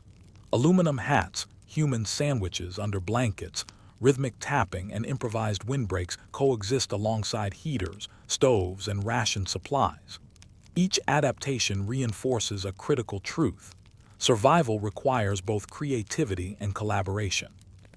The absurd and practical are inseparable, highlighting the human capacity to innovate under duress while maintaining humor, dignity, and social cohesion. Outside, the environment grows surreal. Buildings, half buried in snow, take on alien silhouettes. Abandoned cars are frozen into drifts. Street signs protrude like small monuments to the storm's power. Pedestrians move in cautious clusters, following footprints, navigating snowbanks, and occasionally assisting one another over treacherous patches. Even the simplest acts, shoveling a path, carrying supplies, sharing warmth, gain amplified significance. These small victories form a rhythm to life in extremis, a cadence dictated by necessity, improvisation, and human determination. You notice a pattern in social adaptation. Communities coalesce organically. Neighbors coordinate shifts for firewood distribution, monitor vulnerable residents, and establish informal gathering points. Fringe practices, while sometimes humorous, provide cohesion, distraction, and psychological reinforcement. Synchronized humming, rotating body warmth exercises, or inventive hat configurations all serve multiple functions: practical, social, and emotional, illustrating the multifaceted nature of resilience. The storm's temporal distortion intensifies. Without reliable clocks or functioning devices, perception of time becomes subjective, measured in milestones rather than hours. Each navigated street, cleared stairwell, shared meal, or successful improvisation marks progress. Minor successes provide disproportionate relief, anchoring morale and reinforcing the human capacity to adapt, innovate, and endure. Humor and levity punctuate otherwise grim circumstances, allowing moments of psychological reprieve amid relentless physical strain. Resource management has evolved into both ritual and strategy. People share blankets, distribute hot drinks, and rotate heater use. Food rationing, snow melting, and makeshift fires become structured practices, blending improvisation with necessity. Even absurd methods, foil-lined clothing, human sandwiches, rhythmic chanting, contribute to adaptive culture. Each act, no matter how small, reinforces social cohesion and psychological resilience. The storm remains dominant, but human ingenuity, humor, and cooperation carve out spaces of warmth, safety, and continuity. By nightfall, the city is an intricate network of snowdrifts, improvised shelters, communal fires, and coordinated routines. Small fires flicker through windows and alleys, shadows dance along walls, and groups of neighbors huddle in microcosms of warmth. Laughter, play, and absurd rituals persist alongside pragmatic survival strategies. The storm dominates the environment, yet human agency, creativity, and social cooperation remain vibrant. You pause, taking in the scene, a city reshaped by ice and wind, yet animated by ingenuity, humor, and resilience, a testament to the enduring human spirit even in extremis. The storm has now stretched into days that blur together, a frozen monotony punctuated by bursts of activity, creativity, and occasional chaos. You move carefully through streets where snowdrifts have grown into hulking, irregular forms, each one an obstacle and a marker of the storm's persistence. Footsteps sink deep into powder, boots skid across unseen ice, and gusts of wind force you to lean into them like a stubborn animal resisting capture. Every step is a negotiation with the environment, a careful balance of caution, endurance, and improvisation. You realize that human persistence is tested not in sudden crises, but in the steady accrual of small challenges, each one demanding attention, judgment, and adaptation. Inside buildings, life has adapted into a microcosm of warmth and routine. Stairwells have been lined with blankets, doorways blocked with furniture, and kitchens become hubs of social coordination. Families gather around small stoves, sharing thermoses of hot beverages, rationed food, and whispered stories. Children invent games with snow-filled socks or improvised paper crafts, offering distraction and levity in a world dominated by white and gray. Historians still debate whether historical urban populations relied more on collective ingenuity or individual resilience during prolonged freezes. But here, the distinction collapses. Cooperation, improvisation, and inherited knowledge are inextricably intertwined. Outside, the environment has taken on a surreal, almost dreamlike quality. Buildings emerge from snow like abstract sculptures. Vehicles are frozen into drifts, half buried and abandoned. The occasional flash of a lantern or candle flickers through frosted windows, a tiny defiance against the storm. Pedestrians navigate cautiously, following footprints, climbing over snowbanks, and offering assistance to those struggling over ice patches. Even animals, cats, dogs, and birds play roles in this micro-ecosystem, seeking warmth, protection, or food. The storm reshapes the familiar into something simultaneously alien and mesmerizing, demanding constant attention and adaptation. Fringe behaviors and improvisation remain central to survival. You observe neighbors layering socks in unconventional patterns, using aluminum foil to reflect heat, or performing synchronized humming or tapping rituals to stimulate circulation and stave off fatigue. Someone balances a metal tray beneath their arms to catch falling snow from melting into drinking water. Absurd as some of these tactics appear, they underscore a critical survival principle. Creativity, humor, and experimentation are as essential as clothing, shelter, or nutrition. Improvisation becomes a form of agency, allowing residents to assert control over circumstances that feel otherwise overwhelming. Resource management has become ritualized. Hot drinks are passed in rotation, blankets shared strategically, and heaters used in carefully timed intervals to maximize warmth. Food is rationed meticulously, with portions measured and shared to extend sustenance as long as possible. You notice small acts of generosity. A neighbor offers a last can of soup, someone trades a blanket for a thermos of tea, another shares knowledge about a passable path through deep drifts.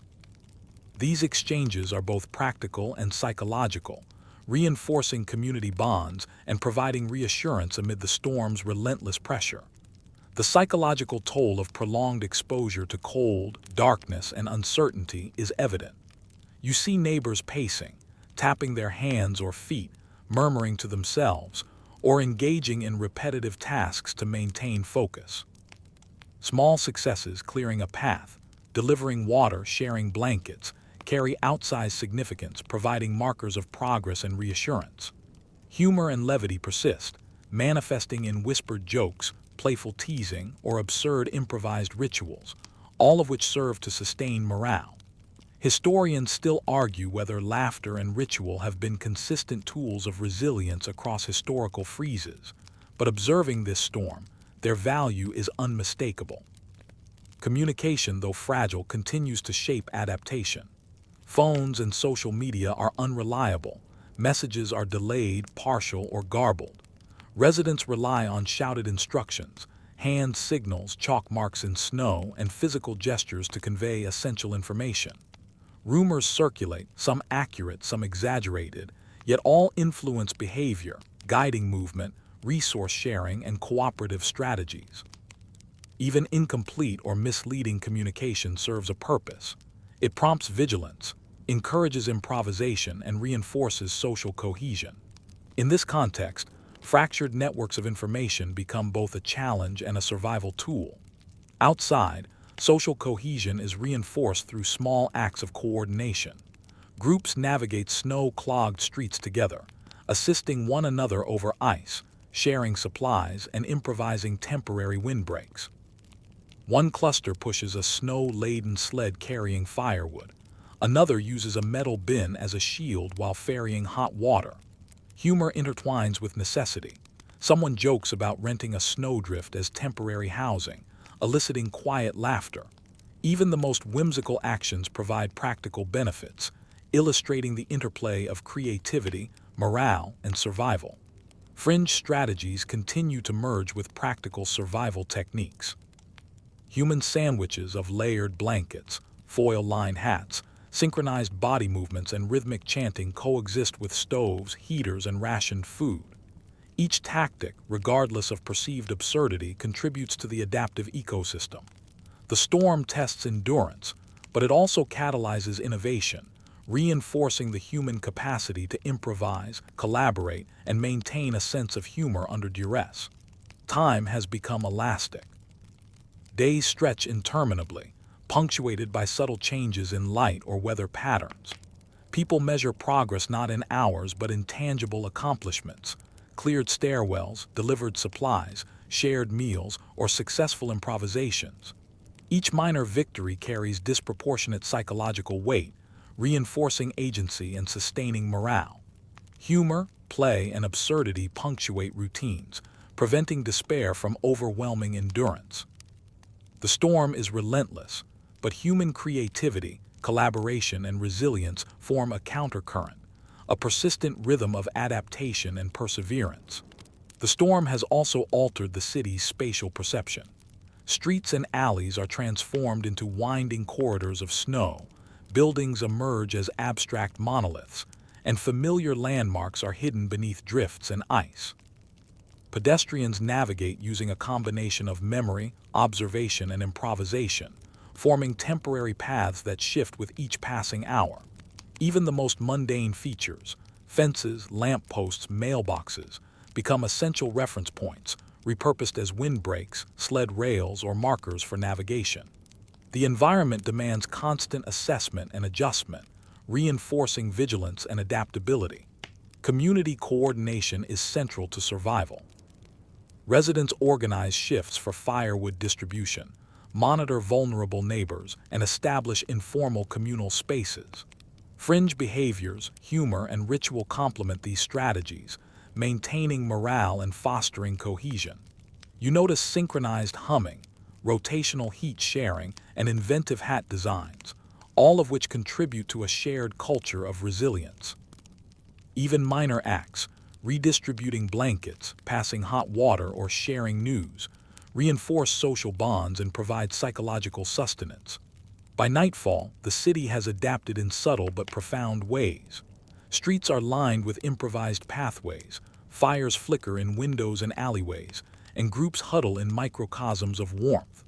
Laughter, playfulness, and eccentric rituals persist alongside pragmatic survival strategies. The storm dominates the physical environment, but human ingenuity, humor, and collaboration create islands of warmth, light, and hope.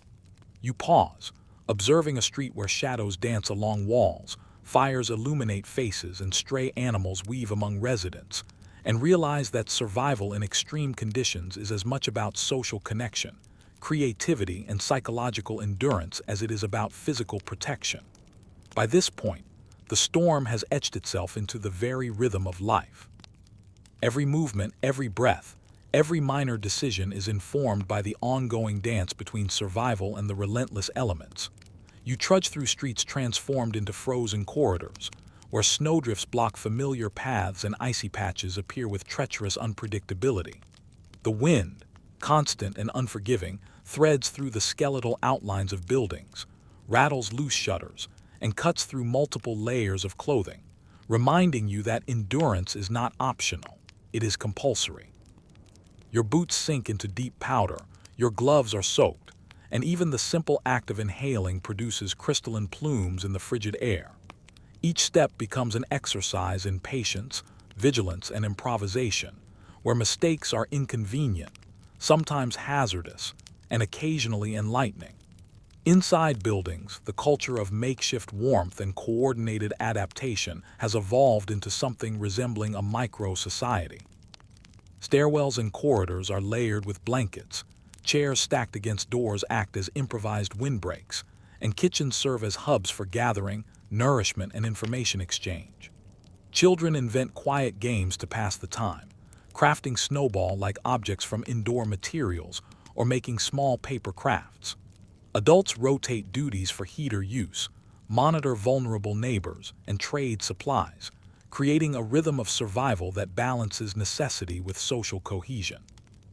Historians still debate whether similar behaviors during historical urban freezes were instinctive or culturally transmitted, but here, the answer is clear.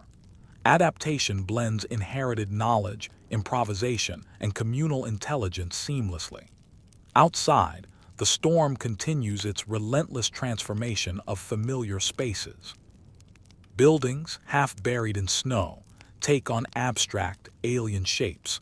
Vehicles are entombed in drifts, some only recognizable by protruding antennas or mirrors. Occasional glimmers of candlelight or lanterns flicker through frost-coated windows, faint beacons in a world otherwise dominated by white and gray. Pedestrians form cautious clusters, assisting each other over ice and snow, improvising windbreaks from metal bins or pieces of furniture, and celebrating minor victories, such as reaching a safe stairwell or delivering supplies. The environment feels simultaneously hostile and mesmerizing, each moment demanding attention, creativity, and resilience. Fringe survival strategies continue to proliferate. Residents layer socks in unconventional patterns, balance reflective materials around their bodies to retain warmth, or engage in synchronized humming or rhythmic tapping to stimulate circulation and stave off fatigue. One neighbor uses a small tray to catch snow from melting, creating a makeshift water source. Others employ human sandwiches, stacking bodies under layers of blankets to conserve heat. Absurd as these measures may seem, they highlight a fundamental principle. When conventional methods are limited, creativity, humor, and experimentation become essential tools for survival. Each practice carries psychological as well as practical significance, providing a sense of control amid overwhelming circumstances. Resource management has become a ritual. Food is carefully rationed, shared, and supplemented with melted snow or improvised hot drinks. Hot water, blankets, and small heat sources circulate in organized rotations. Acts of generosity, offering a last can of soup, sharing a blanket, guiding someone along a safer path, carry amplified importance, reinforcing social cohesion and providing reassurance in an otherwise unrelenting environment. Historians still argue whether communal sharing in previous freezes extended survival or merely delayed scarcity. But here, cooperation clearly reduces stress, sustains morale, and enhances collective endurance. The storm exacts a psychological toll that manifests in subtle and overt ways. Fatigue, uncertainty, and the monotony of whitened streets intensify anxiety and hypervigilance. Residents develop routines, rituals, and coping mechanisms. Rhythmic movements, whispered jokes, playful competitions, and small acts of absurdity maintain mental equilibrium. Even minor accomplishments, such as clearing a pathway, delivering water, or successfully igniting a stove, carry significant emotional weight, providing tangible markers of progress and competence. Humor and levity persist as essential counterbalances, allowing residents to navigate a world dominated by ice, snow, and uncertainty. Communication remains precarious but critical. With phones unreliable and electronic media sporadic, residents rely on hand signals, shouted instructions, chalk marks in snow, and notes taped to doors. Rumors and partial information circulate widely, influencing behavior, guiding movement, and fostering informal cooperation. Even inaccurate or incomplete information serves a functional purpose, encouraging vigilance, improvisation, and social interaction. The fractured networks of communication illustrate both the vulnerability and resilience of urban survival, where adaptability and observation are as vital as material resources. Outside, human collaboration is strikingly evident. Small groups navigate treacherous streets together, helping each other over ice, assisting with snow-laden sleds, or transporting supplies collectively. Absurd or fringe strategies, rotational warmth sharing, synchronized humming, foil-lined clothing, intersect with practical survival tactics, creating a hybrid culture of resilience. You observe humor interwoven with necessity. Jokes about frozen toes, absurd hat designs, or creative heating methods elicit nervous laughter, a vital psychological release. Even the most eccentric measures provide tangible benefits, reinforcing the importance of creativity, play, and shared experience. Temporal perception has become warped. Without functional clocks or reliable daylight cues, residents measure time by milestones and accomplishments, cleared stairwells, shared meals, delivered supplies, or survived ice patches. These markers provide a sense of progress in an otherwise endless storm. Humor, ritual, and playful interaction punctuate routines, sustaining morale and preventing despair. Small victories, minor comforts, and human connection emerge as central to endurance, underscoring that resilience is as psychological and social as it is physical. Animals continue to weave themselves into the survival ecosystem. Stray cats curl around legs or boots, dogs follow cautiously, and birds shelter near nooks or feed on scraps. Their presence offers warmth, companionship, and a sense of continuity. Humans respond, reciprocating in small ways, offering scraps, leaving sheltered spaces for animals, or observing their behavior to gauge environmental hazards. The interplay between human and non-human participants adds layers of adaptation, highlighting creativity, empathy, and observation as integral survival strategies. Improvisation and fringe practices remain central to endurance. Human sandwiches, layered blankets, foil-lined clothing, rhythmic movements, and synchronized humming coexist with conventional tools like heaters, stoves, and rationed food.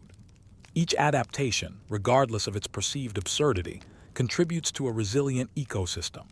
The storm tests endurance and ingenuity, but also catalyzes innovation, social cooperation, and humor. Residents create a culture of survival where creativity and camaraderie are as crucial as warmth and nutrition. By nightfall, the city is a patchwork of improvised pathways, glowing windows, scattered fires, and micro-communities of warmth.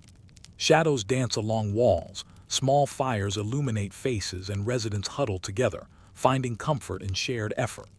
Humor, levity, and eccentric rituals persist alongside pragmatic survival strategies. The storm dominates the physical environment, but human agency, expressed through collaboration, creativity, and adaptive social interaction, remains vibrant. You pause, taking in the scene, a city reshaped by ice and wind, yet animated by resilience, ingenuity, and the enduring human spirit. By now, the storm has entered a rhythm that feels eternal, an unyielding cycle of wind, snow, and shifting ice. You trudge through streets that have been transformed into a labyrinth of frozen obstacles, where every familiar landmark is obscured beneath drifts taller than fire hydrants and sidewalks have become perilous sheets of black ice. The wind threads through the skeletal outlines of buildings, rattling shutters, whipping around corners, and snatching heat from even the thickest layers of clothing. Each breath crystallizes in the air, your boots sink into powder, and you are acutely aware that survival now depends on constant vigilance, ingenuity, and endurance. The storm has become a living entity, a persistent force to negotiate with at every step. Inside, urban interiors have evolved into elaborate systems of warmth, light, and social coordination. Stairwells are insulated with blankets, hallways lined with furniture, and kitchens have become communal hubs for sustenance, conversation, and information exchange. Families huddle together around small heaters, sharing rationed meals and hot beverages while whispering jokes or telling stories to keep morale afloat. Children invent quiet games, building forts from chairs and blankets or fashioning small objects from leftover supplies, a testament to human adaptability even under extreme duress. Historians still argue whether collective ingenuity or individual resilience played a larger role in surviving historical urban freezes. But here, both are inseparably intertwined. Adaptation thrives on social connection, improvisation, and inherited knowledge. Outside, the city has become a surreal landscape of abstraction. Buildings emerge from drifts as if sculpted by the storm. Vehicles are half buried in snow, and occasional lanterns or candlelight flicker through frost-coated windows, providing fragile beacons in a world dominated by white and gray. Pedestrians form small clusters for safety, assisting one another over ice patches, and improvising windbreaks from discarded materials or makeshift shelters. The environment feels simultaneously hostile and beautiful, each interaction a delicate negotiation between risk and reward, survival and creativity. Fringe survival strategies continue to flourish. You see residents layering socks inside out, wrapping reflective foil around clothing, or engaging in synchronized humming and rhythmic tapping to stimulate circulation. One neighbor balances a small tray beneath their arms to catch snow, turning it into drinking water. Others experiment with human sandwiches of layered blankets, maximizing shared warmth. While some tactics seem absurd, each embodies a fundamental truth. In extreme conditions, creativity, humor, and experimentation are essential. The physical and psychological aspects of these practices intersect, providing both warmth and a sense of control. Resource management has grown into a precise, almost ritualized system. Food is carefully rationed, hot water and beverages rotated for equitable distribution, and blankets or heating elements shared strategically. Small acts of generosity, a can of soup, a spare blanket, or guidance through a particularly treacherous path, carry immense importance, reinforcing social cohesion and alleviating stress. Even the most minor interactions provide reassurance, underlining the idea that community is a critical survival mechanism when nature imposes relentless pressure. The storm exerts a profound psychological toll. Exhaustion, monotony, and uncertainty magnify anxiety and heighten hypervigilance. Residents establish routines and rituals to maintain mental balance. Rhythmic movements, small games, whispered jokes and playful competitions keep minds engaged. Minor successes, clearing a pathway, igniting a stove, delivering supplies, become emotional anchors, providing reassurance that control, however partial, is possible. Humor and levity are essential, functioning as both a stress relief and a means of social bonding, illustrating the intertwined nature of physical and psychological resilience. Communication remains fragile but critical. With unreliable phones and intermittent electronic media, residents rely on hand signals, shouted instructions, chalk marks in snow, and notes taped to doors. Rumors circulate rapidly, influencing behavior, guiding resource allocation, and fostering informal cooperation. Even partial or inaccurate information has functional value, encouraging vigilance, improvisation, and community engagement. In this fragmented communication network, observation, memory, and ingenuity become as vital as physical resources for survival. The city's social fabric has adapted to the storm's challenges. People coordinate movements, share heat and resources, and establish temporary gathering points.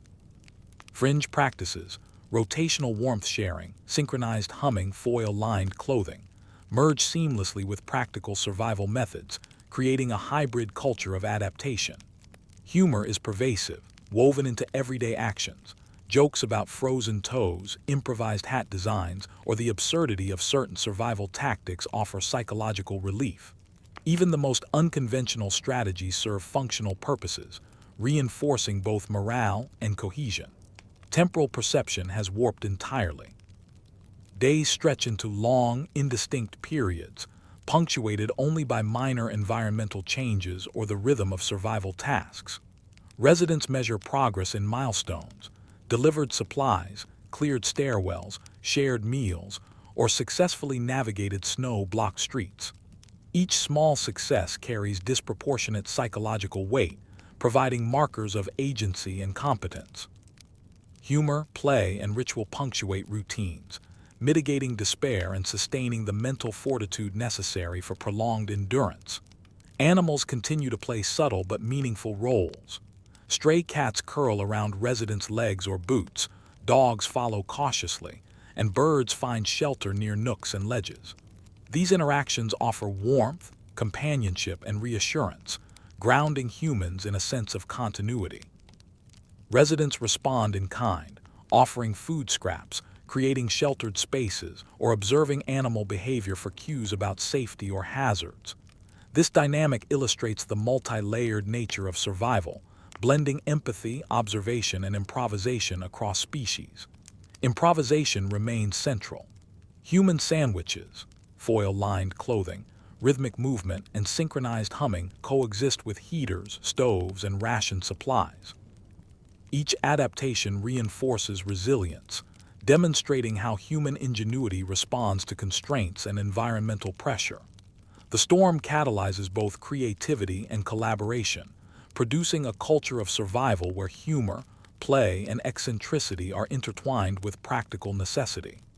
Outside, the city's transformation is both dramatic and disorienting. Streets and alleys are buried beneath deep drifts, buildings take on abstract forms, and familiar landmarks are hidden or reshaped. Pedestrians navigate with a combination of memory, observation, and improvisation, forming fluid pathways that shift with each gust of wind or fresh snowfall. Ordinary objects, fences, mailboxes, street signs, become critical reference points, repurposed as windbreaks, sled rails, or markers. Every movement requires assessment and adjustment, underscoring the storm's persistent challenge to spatial awareness and adaptability. By nightfall, the city is an intricate network of micro-communities, glowing windows, small fires, and improvised pathways. Shadows dance along walls as residents huddle together, drawing warmth from both stoves and each other. Humor, ritual, and eccentric practices persist alongside pragmatic survival strategies. The storm remains dominant, but human agency, expressed through collaboration, ingenuity, and psychological endurance, continues to thrive. You pause, taking in the scene. A city reshaped by wind and snow, animated not just by necessity, but by resilience, creativity, and the enduring human spirit. By this stage, the storm has become less of a passing event and more of a constant presence, an unrelenting force shaping every movement, thought, and breath. You trudge along streets that now feel like frozen mazes, where snowdrifts have become towering walls and familiar landmarks are nearly indistinguishable beneath layers of ice and frost. The wind threads through the skeletal frames of buildings, whistling through broken shutters, rattling signs, and cutting through even the thickest coats. Every step is a careful negotiation. Your boots sink deep into soft powder, occasionally slipping on hidden ice, and each inhaled breath crystallizes in the freezing air, leaving a delicate plume that vanishes almost as soon as it forms. Survival has evolved into a nuanced game of attention, improvisation, and endurance, where the smallest misstep can turn a simple journey into a trial. Inside, life has adapted into a complex system of communal warmth and coordinated survival. Hallways and stairwells are insulated with blankets, furniture is stacked to block drafts, and kitchens have become multifunctional spaces for cooking, socializing, and distributing critical supplies. Families cluster around small heaters, sharing rationed meals, hot drinks, and whispered stories. Children invent creative games, shaping balls of indoor snow like materials, fashioning makeshift toys from scraps, or playing quiet competitions to pass time, all serving as reminders of resilience and human adaptability. Historians still argue whether the survival strategies of historical urban freezes relied more on communal intelligence or individual ingenuity, but here, the two blend seamlessly. Social cooperation, improvisation, and inherited knowledge intersect in a delicate dance of adaptation. Outside, the city is transformed into a surreal, almost alien landscape.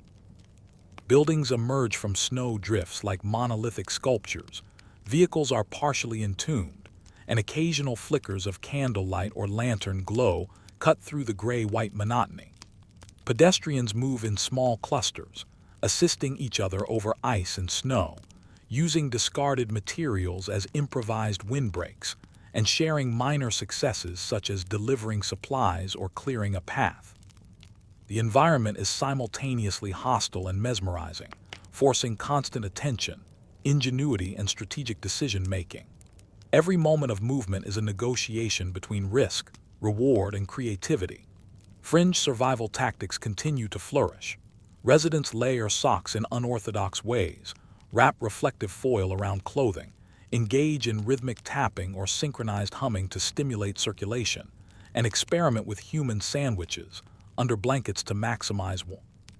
Some use metal trays or pans to collect snow for melting, supplementing dwindling water supplies.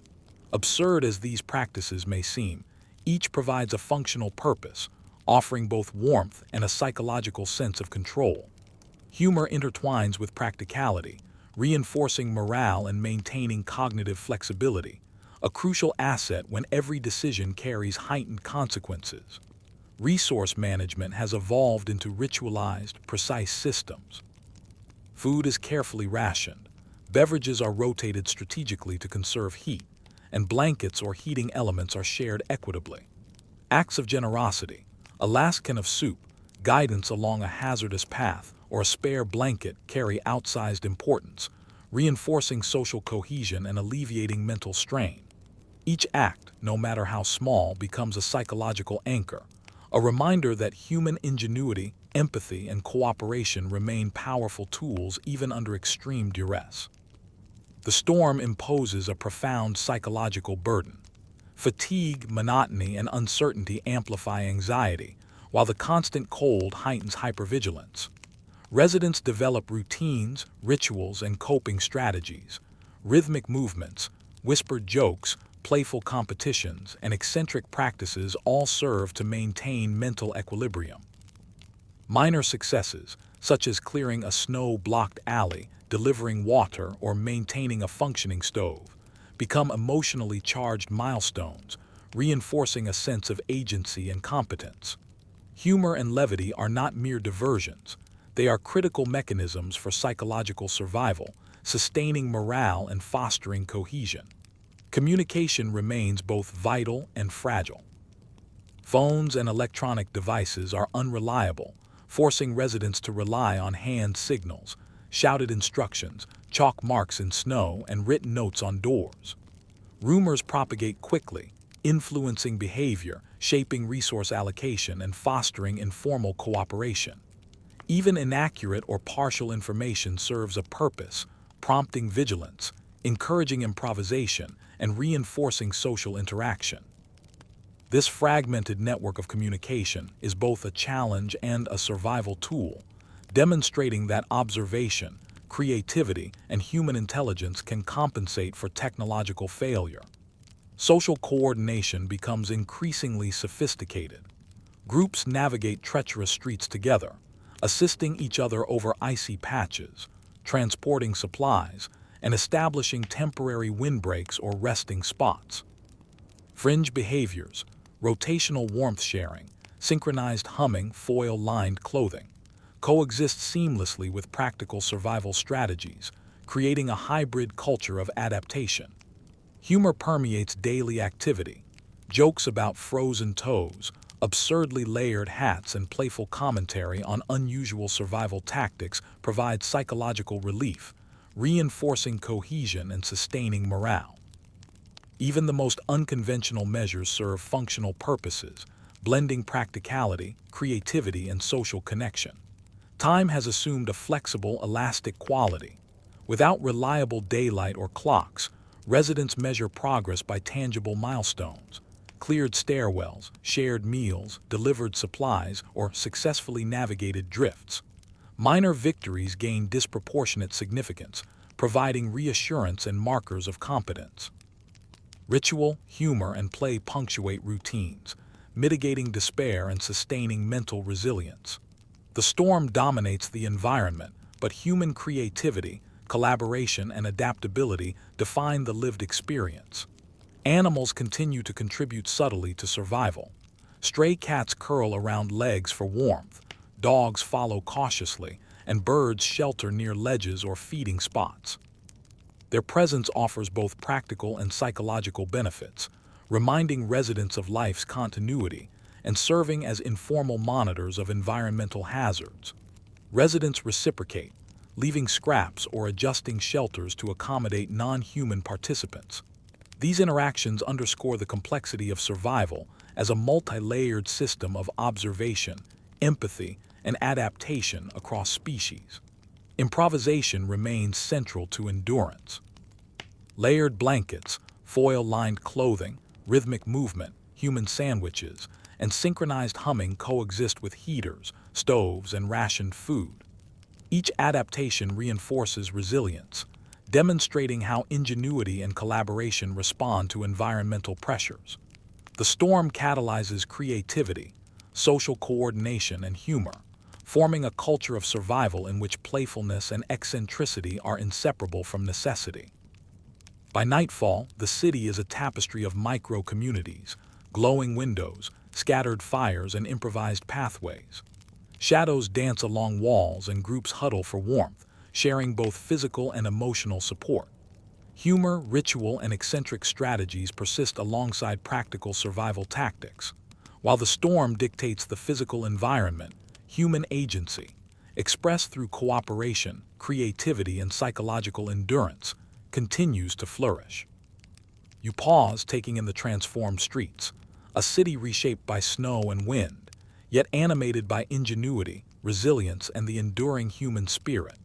By now, the storm has entered what feels like a permanent rhythm, an omnipresent force dictating movement, thought, and even perception of time. You trudge through streets that resemble frozen labyrinths, where towering drifts obscure familiar landmarks, and every step must be negotiated with a mix of caution and improvisation. The wind, relentless and biting, threads through skeletal building frames, rattles shutters, and whips around corners with sudden ferocity, stealing heat from even the thickest layers of clothing. Each inhaled breath crystallizes instantly, forming delicate plumes that vanish as quickly as they appear. The storm has become a living, breathing entity, testing endurance, judgment, and creativity in ways you never imagined.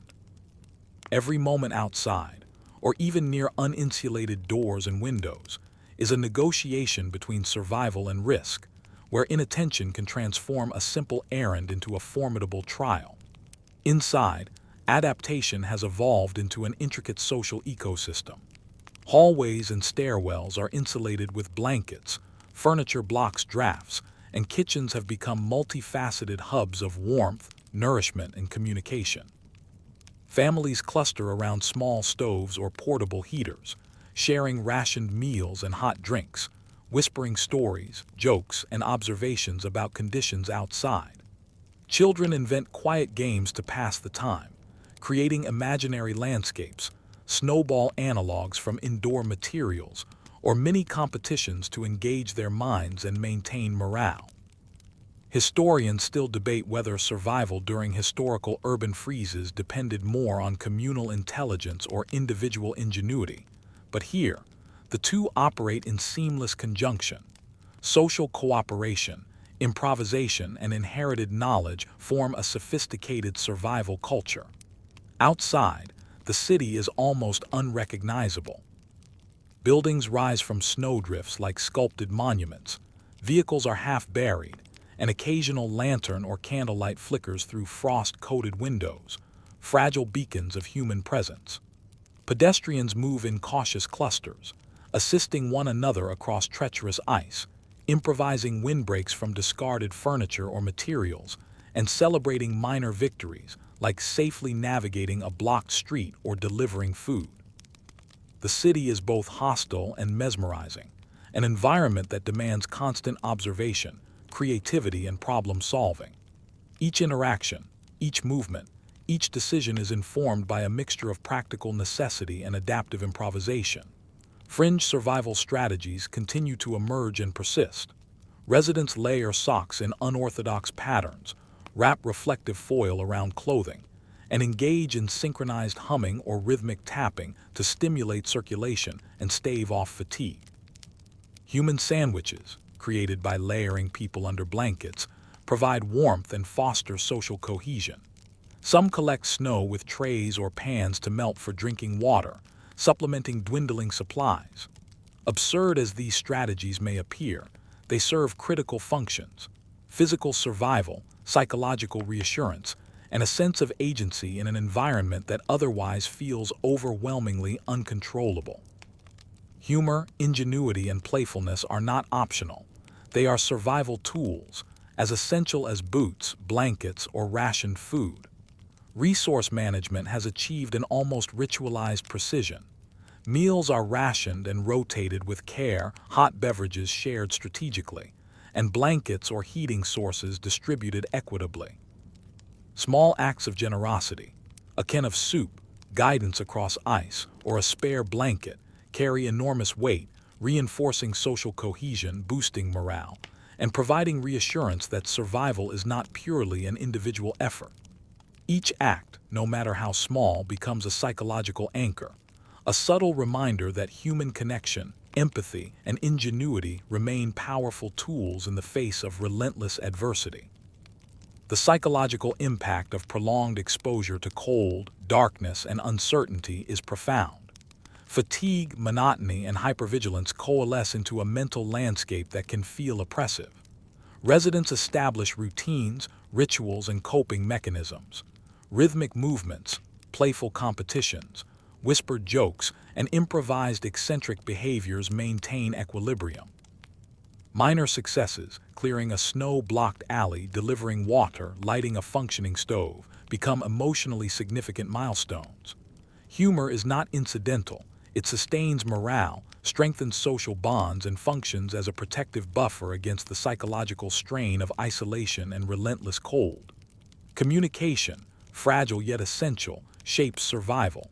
Phones fail intermittently, and social media is unreliable. Residents rely on hand signals, shouted instructions, chalk marks in snow, and notes taped to doors. Rumors spread quickly, some accurate, some exaggerated, but all influence behavior, guiding resource allocation, fostering cooperation, and prompting improvisation.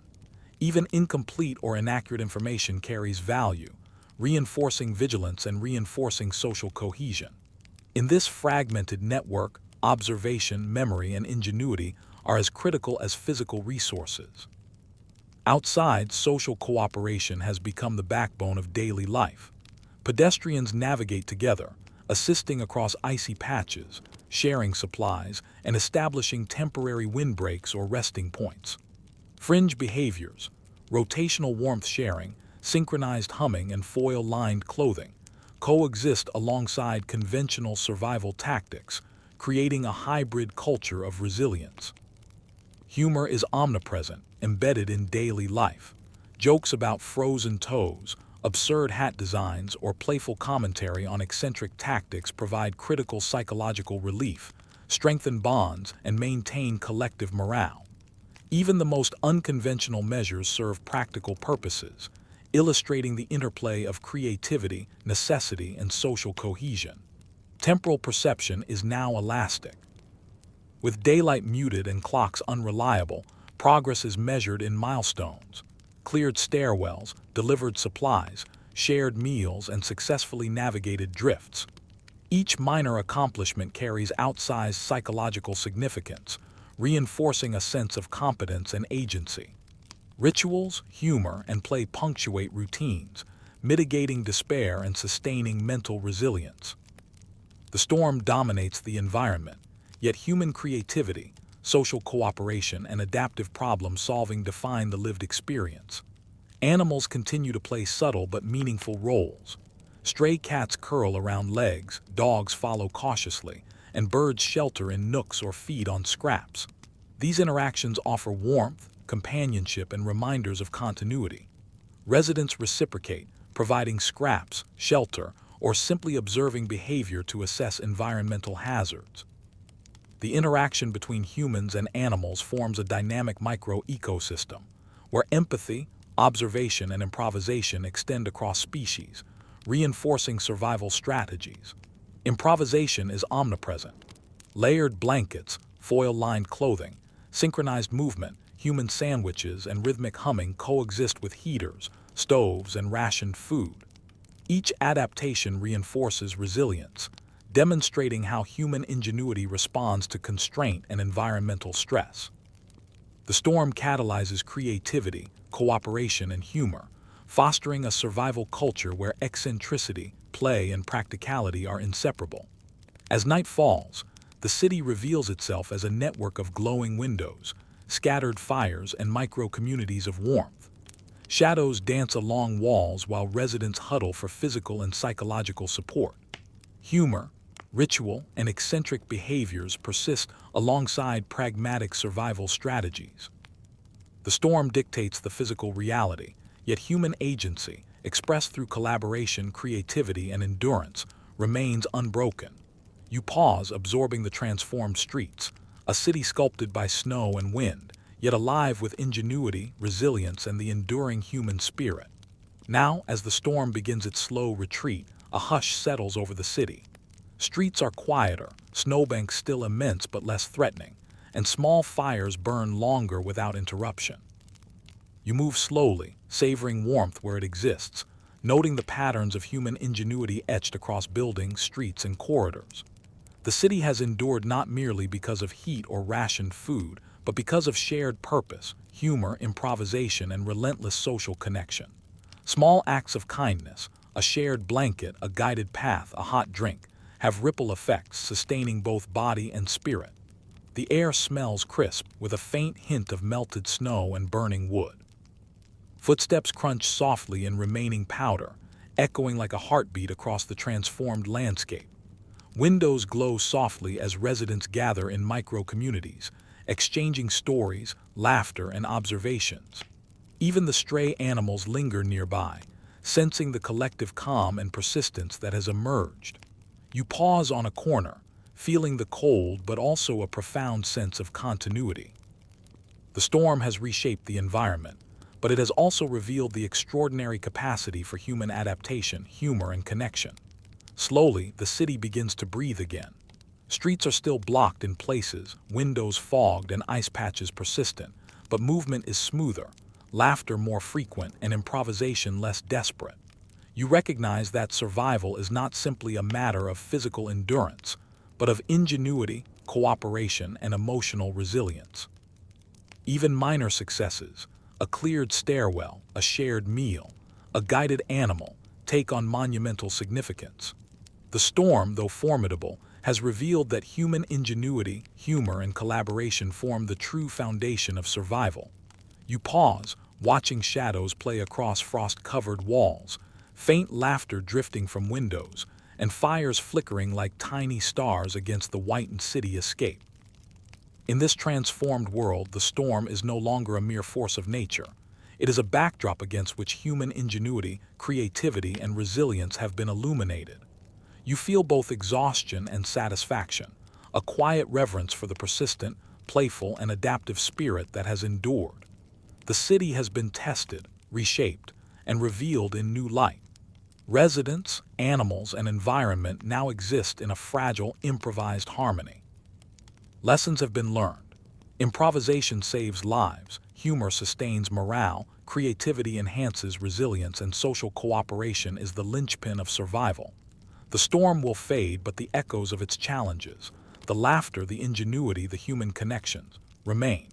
You take a deep breath, feeling the crisp air, noting the subtle warmth of shared effort, and realize that even in extreme adversity, life persists, humans adapt, and communities endure.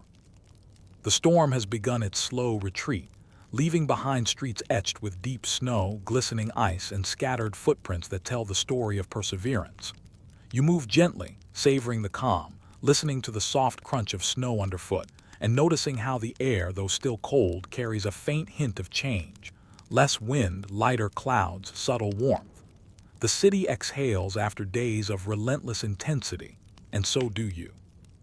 In this softened moment, you feel the weight of exhaustion lighten, replaced by a gentle awareness of how resilience, creativity, and humor have threaded through every interaction, every small success, every shared moment.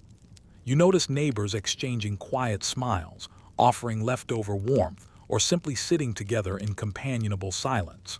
Children, still playful, are less restless, their games more measured, their laughter soft and soothing. Even the stray animals seem to recognize the easing tension, curling closer to sheltered nooks or to people they have trusted. Each small detail reminds you that survival is not only about enduring cold and scarcity. It is about noticing, appreciating, and participating in the shared rhythms of life that emerge from adversity. As the storm fades, you allow yourself to feel a quiet gratitude for warmth, for connection, for the absurd human ingenuity that kept the city alive. You take in the softened outlines of buildings, the glimmer of fires, and the muted reflections on ice, breathing slowly, letting your body and mind adjust. Humor, kindness, and creativity are the threads that have held everything together, and their gentle presence lingers now, soothing the edges of tension. The night deepens, but fear has eased into reflection and calm. Shadows soften, the wind quiets, and a faint sense of continuity returns. You take one last slow look at the snow-cloaked streets, the glowing windows, the faint trails of life moving steadily forward. There is no hurry, no urgency, just quiet acknowledgement that humans endure, adapt, and connect. And in that understanding, you find warmth. Softly now, let your thoughts drift, your breath steady, and the gentle hum of this moment carry you into rest. You are safe, the storm has passed, and life, playful, inventive, resilient, continues. Sweet dreams.